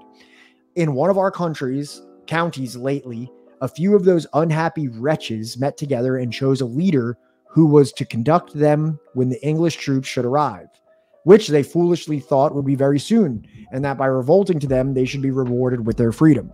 So it seems that almost the who's who of the founding fathers all recognized this dynamic with England and the slaves, and that they might pit the two of them against one another, or should I say, weaponize the Africans' desire for freedom against the colonists in their struggle to depart from London. And this is all just like a countervailing forces between the three demographics that we're discussing. And this is why I will never watch Hamilton. What is Hamilton? It's like a musical where I think, like, I don't know, half these people are probably at least part of the cast or some shit like that. All I know is I don't care for anything that tries to make, you know, slave owners into, you know, happy, like, singing and dancing caricature. And, like, the fact that, like, they thought that, like, Lin-Manuel Miranda or whatever the fuck his name is thought, yeah, I'll make it better by just making the cast black people portraying slave owners singing and dancing about like liberty and freedom. Yeah, that's like the equivalent to being like, hey, the American military likes gay people.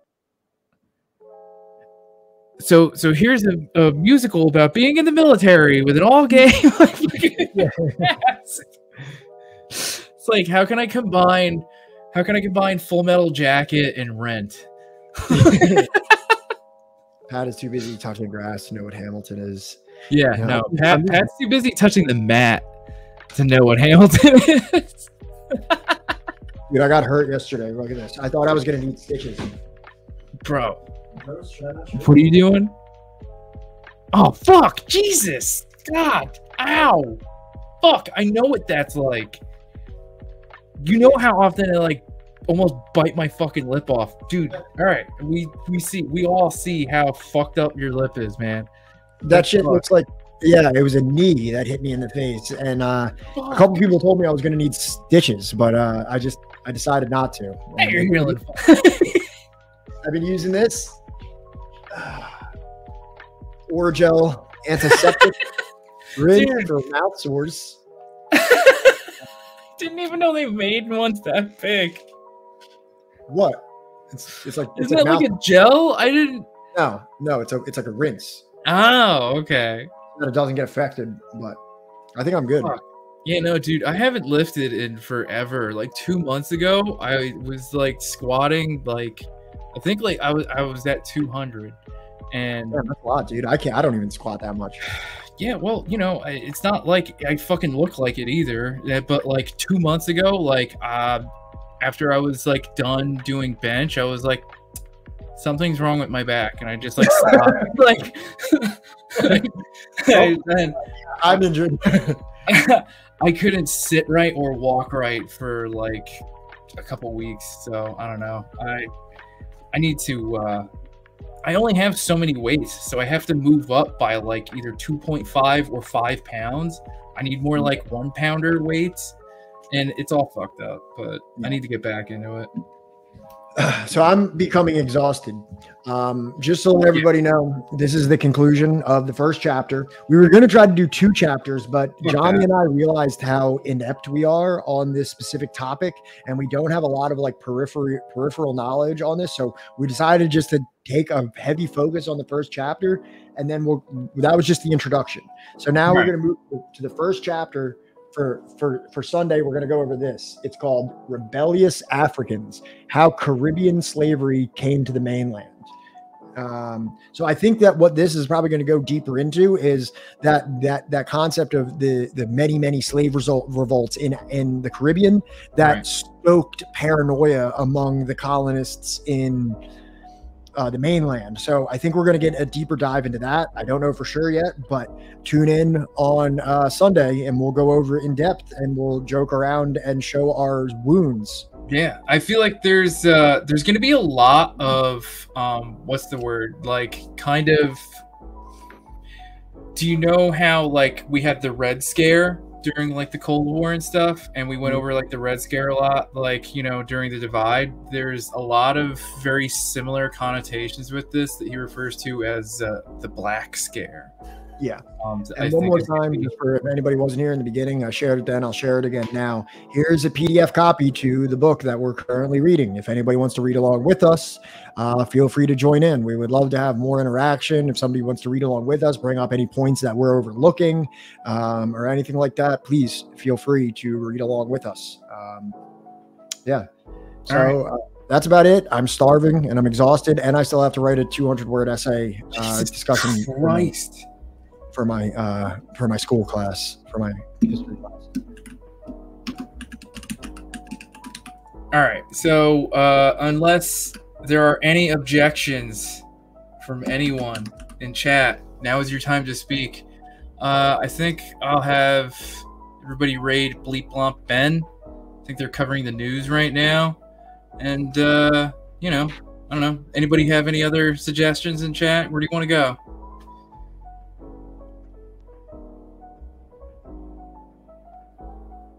Nothing. All right. Well, if that's it, Lal Salam. Stay strong out there. All right. Be All right, good. everybody. Love See you you on guys. Twitter. Thank Bye, you so everybody. much for Bye, everything. Sam, bye, Dorian, bye, Vlad. Love y'all. Yep. Have a good night. All right. I'm out. Dolphin. Shout out, Dolphin. Thank you so much for your interaction. I appreciate all of you.